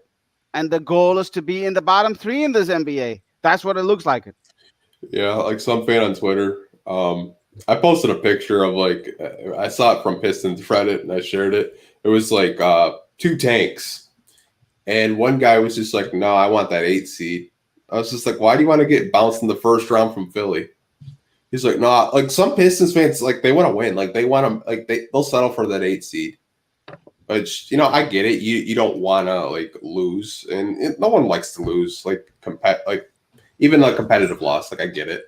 But at some point, you have to rebuild. I'd rather rebuild for 2 to 3 years and have 8 to 10 good years than maybe one fluke year. I get that. From the standpoint in time, we were compared to the Boston Celtics when we made it in 2016 to the playoffs. Understand, Bangoni, where we had a bunch of young players who were on the edge of being really good. Like Reggie was still good at the point in time.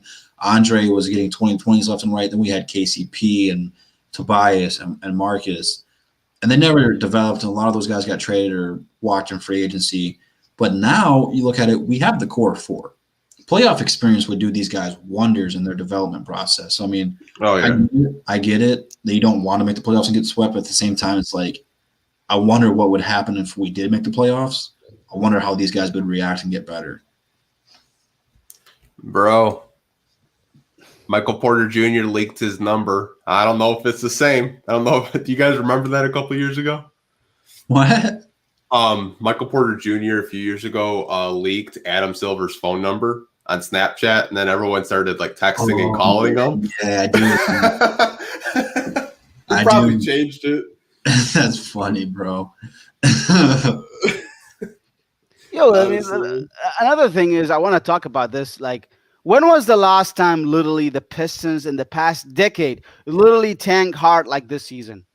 Last year we played bad. We started in the goal of making the playoff, but the team sucked. Eventually we traded away all these pieces, and we ended up 5th bottom. Last year we were trying to win actually, and we ended up with a 5th bottom. This year we're playing it correctly. This is how you tank as a team. You want to be playing really competitive, and you want to be in the bottom 3. When was the last time we saw this from the Pistons team? Tell me. I don't know if we've ever tanked. We never tanked. We were just bad. But this year we're tanking. Obviously, look at it. We're not really trying to win. We're trying to play a very competitive game, and I think it's a good strategy getting going every 5 games, or every 4 games, or every 3 games. I don't know, but my Piston fans don't like it. You know, we're this year is a lot better than last year. I'm bottom second team, but this is a lot better than last year. We're enjoying Dennis Smith Jr. We're playing those young guys. Why not? Yeah, I don't know. It's like last year we were just injured. I don't think we were trying to lose. Like, I honestly think if, we didn't have the injuries, we'd probably be a playoff team. Like, I honestly believe that. Like, because like Blake wasn't the same. Derrick Rose got hurt. Luke was out pretty much the whole year. We had a lot of injuries, and eventually, we decided to rebuild. But I mean, I'm kind of happy we did. I've been wanting to rebuild for a long time. A real rebuild, not like a 1-year rebuild that like Tom Gores did with Van Gundy, like a real one. And you know what though? Even though we only have 9 wins, we've been in every single game. Like, it's actually been entertaining to watch. Like, and maybe it's just because we have a different expectation. Like, we didn't really expect much out of this team this year, so like we're not disappointed. Like, we were kind of hoping for this. Whereas last year, like, we had some good moments, like the Sekou dunk. Like, everyone remembers that. And we had Derrick Rose, and Blake had a couple of good games before he got hurt, but we were all pretty worn out and disappointed by last year. And then COVID hit and kind of just put the kibosh on everything, because we were tanking at the halfway point of last year. Once Blake went out, we were trying to get that number 1 pick to get Melo. But this year, even though we only have 9 wins, it's a lot more refreshing, because now we have a GM. We can see what he can do in the draft. So now that we're tanking, we're going to get a good draft pick. We're like, all right, Troy, big boy pants time. Let's see what you can actually do here now. I might actually do it this way. If we don't get Cade Cunningham, I might trade for him. Do whatever we can. Trade future picks. I'd do it. Just to get Cunningham. I don't think we're taking any shortcuts either. Like, that's been like the last thing we've been trying to do. Shortcuts here. Let's duct tape that. We'll super glue this together, and boom, we're a borderline playoff team. Whereas now it's like, all right, here we go. Let's get rid of Derrick Rose. Let's get rid of Andre. Let's get rid of Luke Kennard and Bruce Brown. Everything that I didn't draft, we're getting rid of, and we're starting over from scratch. Yeah, 100% agree. And Ben, I'm with you. We do need to wrap up the show because I do want to watch that fight. Straight up. So, thank you guys for watching. I'm going to leave the links to Detroit Drews, Piston Mic, my YouTube channel. Rob, I don't really know if you're that active on YouTube. You guys see me here on this channel. Okay. Last time I looked, it looked like you bought a helicopter, and I was like, "What was that?" I was like, "Oh, Bravo uploaded the video," and I'm looking at it. It's like this helicopter. I was like, "Oh, cool." I built a Balego helicopter myself. Oh, okay, that's pretty cool then. I won't clown you for that, because I used to do Legos a lot when I was bored. But yeah, thank you guys for watching, and we're out.